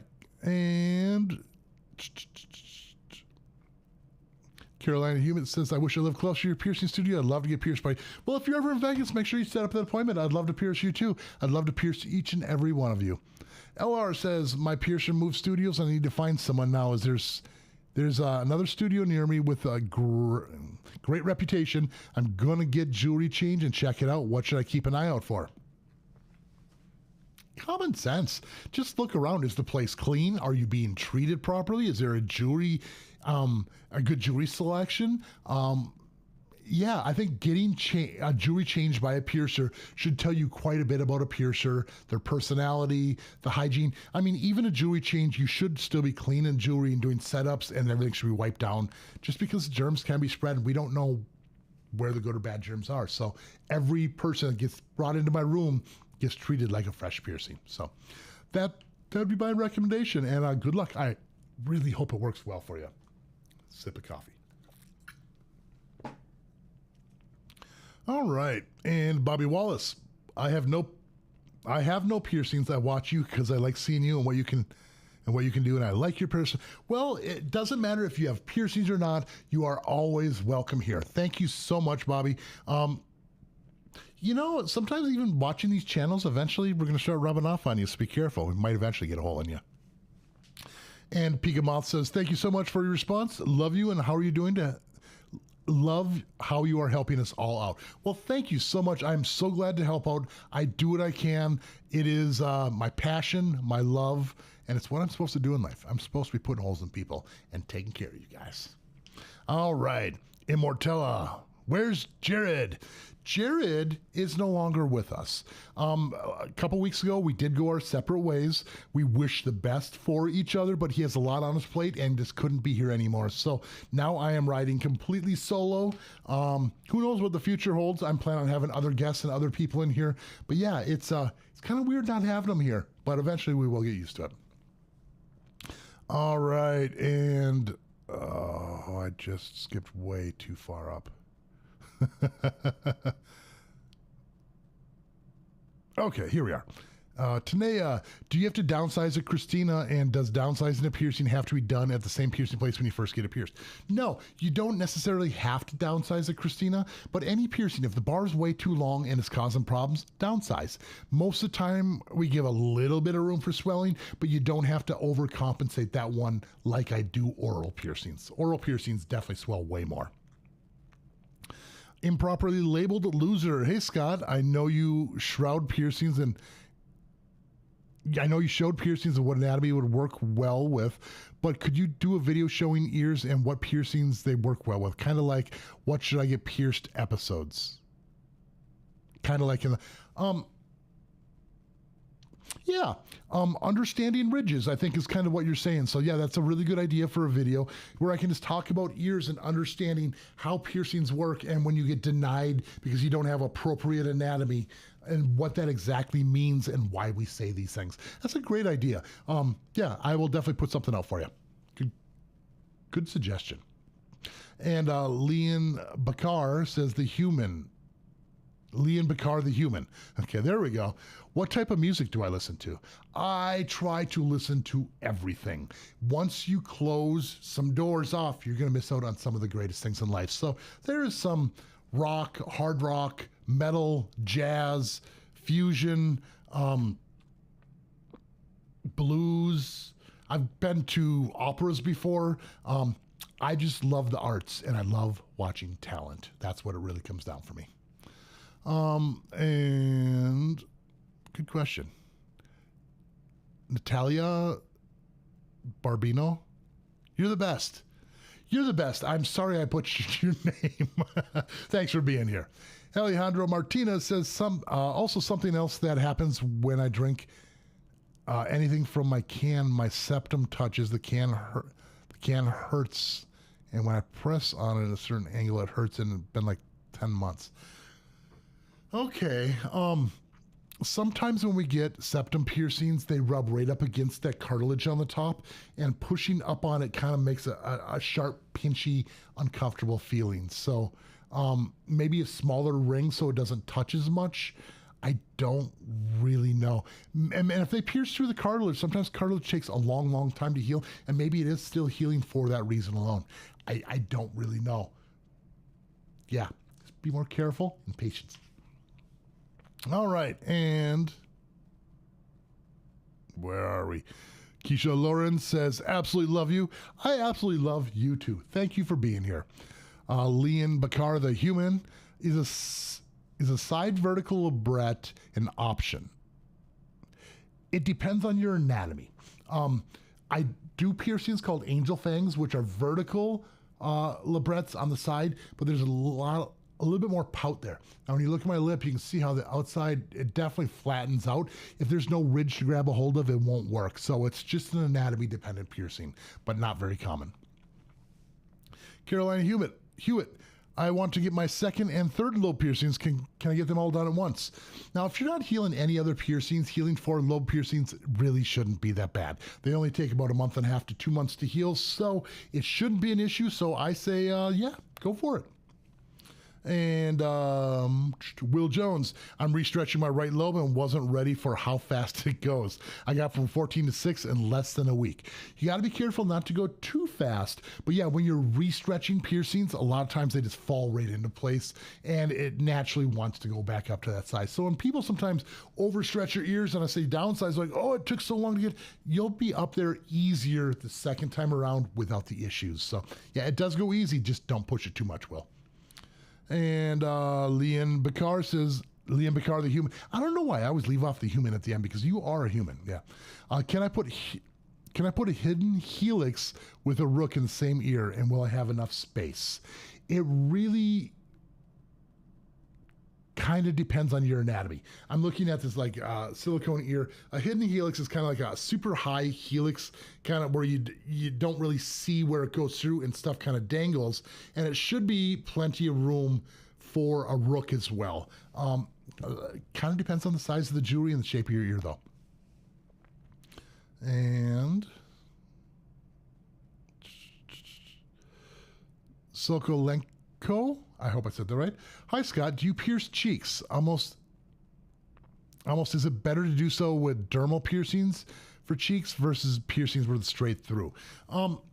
I'm a bigger fan of the straight up cheek piercings as opposed to the dermals on the cheeks because the area is so flexible, it's really hard to get a good dermal in there. And they can leave such a big scar. And the scar from a normal cheek piercing is much more desirable than a dermal anchor scar. So that being said, I'm a bigger fan of the cheek piercings. I do not perform cheek piercings because of Elaine Angel's story where she had salivary glands migrate to it and they can drop down, but she still does the piercings. I just know that if there's a possibility of a risk, I don't like to perform those things. As long as you stay in front of the molars and not too high up, you should be fine though. And Sarah Wardell, I swear when Krusty's accidentally got pulled into my healing septum piercing, my soul left my body. Anyone else? Oh yeah. There's only a couple piercings where when crusties get pulled inside, it feels like you're dying. It's a terrible, terrible feeling, and you're not alone. I'm sorry you went through that. But it really does encourage us to keep those piercings clean, doesn't it? All right, and we've got a couple more questions here. We're going to wind this up. Lady Lioness says, I bought an antibacterial soap when I did my Medusa. Can it still be used on a daily thing even after the piercings are healed? You know, I don't really ever suggest soap for cleaning piercings. I suggest cleaning around the area with soap. But if you ever had like a cut on your arm and you got stitches or sutures, the doctors never tell you to clean with soap. They try to keep it out of the water, let your body do its thing. It's a small wound. We need to heal it. Soap a lot of times takes away all those good germs and the bad germs. If you're going to use a soap, I suggest a more mild, mellow soap more than anything. But yeah, I don't generally suggest soap to clean the piercings. But I mean, if it works for you, I'm not saying don't do it, but in general, we don't suggest it. And Nick Garbin says, I just sent my setup pic if you'd like to share. I would love to. I am terrible at electronics, and it's probably going to have to be next week, but I will edit to the next time we go live. Thank you very much. And Keisha Lauren says, when should you downsize a faux rook piercing? When the swelling's gone down. If it's been a month to a couple months and it seems like the swelling's gone, definitely downsize, because it will change angles and be very uncomfortable. Roxy says, hi. Hi, right back to you. And Tio Moletzi. Okay, I hope I got that right. Hi, I got my nose pierced a week and a half ago, and it started swelling after 2 days. That's normal. I went to a different piercer, and he made the stud longer to accommodate for the swelling. And he said I should leave it in for 3 weeks before changing it because I have a bump forming. Is that okay to do? If you have a bump on your piercing, it's probably because the jewelry was too tight, and that bump should go away by that time. Typically, I tell people you want to downsize nostril piercings after maybe a month to 2 months. 3 weeks might be a little bit early, especially if you have a bump, and don't downsize if you have that bump. Wait till it looks more normal, and then we downsize. And JC says, top of ear? I'm guessing we were talking about the faux helix, which the top of the ear is going to be all the way up here. It kind of pierces at an angle like this, so you can have some dangly stuff hanging down from the faux rook, if that's what we're talking about. I'm sorry if I messed that up. And T.O. also commented and said, and for how many minutes should you clean your piercing? All right, good question. You're going to take a wound wash spray, and you're going to spray directly on your piercing. Just go, just so it gets wet. Make sure you get the front and back. And now the purpose of this is to soften up any of the crusties. Once the crusties are nice and soft, I generally suggest 2 or 3 minutes, and a paper towel or a piece of gauze should just wipe those crusties off. If they're not wiping on, you need to wait a little bit longer, or if you need to reapply the wound wash, you can totally do it. But if you have to scrub to get the crusties off, you're doing it too soon. And that's pretty much what it is. Just once a day, spray your piercing, soften up the crusties, and wipe them off. All right, and Angelica says, hi, Scott, I'm getting paired nostrils in 2 days. Do you know how long the posts typically are, and are they piercings that will need to be downsized? If so, when? Good question. Now, paired nostrils, I'm guessing you're saying one on each side. Even if it's the same side, you can get them downsized. It's not as necessary as a normal helix or a flat piercing. These piercings can migrate and change angles. Now, chances are we're going to give you a little bit of extra room. I typically use around a 5/16 of an inch length, which is, I should know this, almost like an 8 millimeter. So a pierce would normally around 8 millimeters, sometimes longer, shorter, depends on your anatomy. And then if you want to downsize, about 1.5 months to 2 months, you can put a shorter one in. If you want to wear rings in the future, 4 months minimum. All right. I think that is where we're going to wind this up here today. Sorry I didn't get to everyone. I did my best. We're going to start doing this every other week. I think next Wednesday, I'm going to do it a little later in the evening. Right now it's 2:30, and typically I think I'm going to be starting this probably around 6 o'clock-ish. So 6 o'clock Mountain Time. I hope to see you there. I'm going to go for one more question here. Let's go with Ton Miserect. Do you have scarification under your eyes? It looks cool AF. That's as far as I'm going to take those initials. Yes, it is scarification. I have brandings underneath my eyes, and then once I had it done twice and it wasn't showing up very much, my tattoo artist suggested tattooing white around the edges of those burns. And once we tattooed the white around the edge of the burns, it was good, but it lost its depth. And then we tattooed a little tiny bit of red just on the underside. So yeah, they're brandings with tattoos. Now down my nose, I don't know if you can tell or not, but I have some white dots. Those are just tattoos with a little red shadow on the bottom side, which gives it a little bit of depth. So thank you for asking. Thank you for everyone for being here. And if you didn't already, make sure you hit that like, hit that subscribe, and of course, keep putting holes in your body. We'll see you all in the next video. And how do I stop this? Perfect ending. See you guys.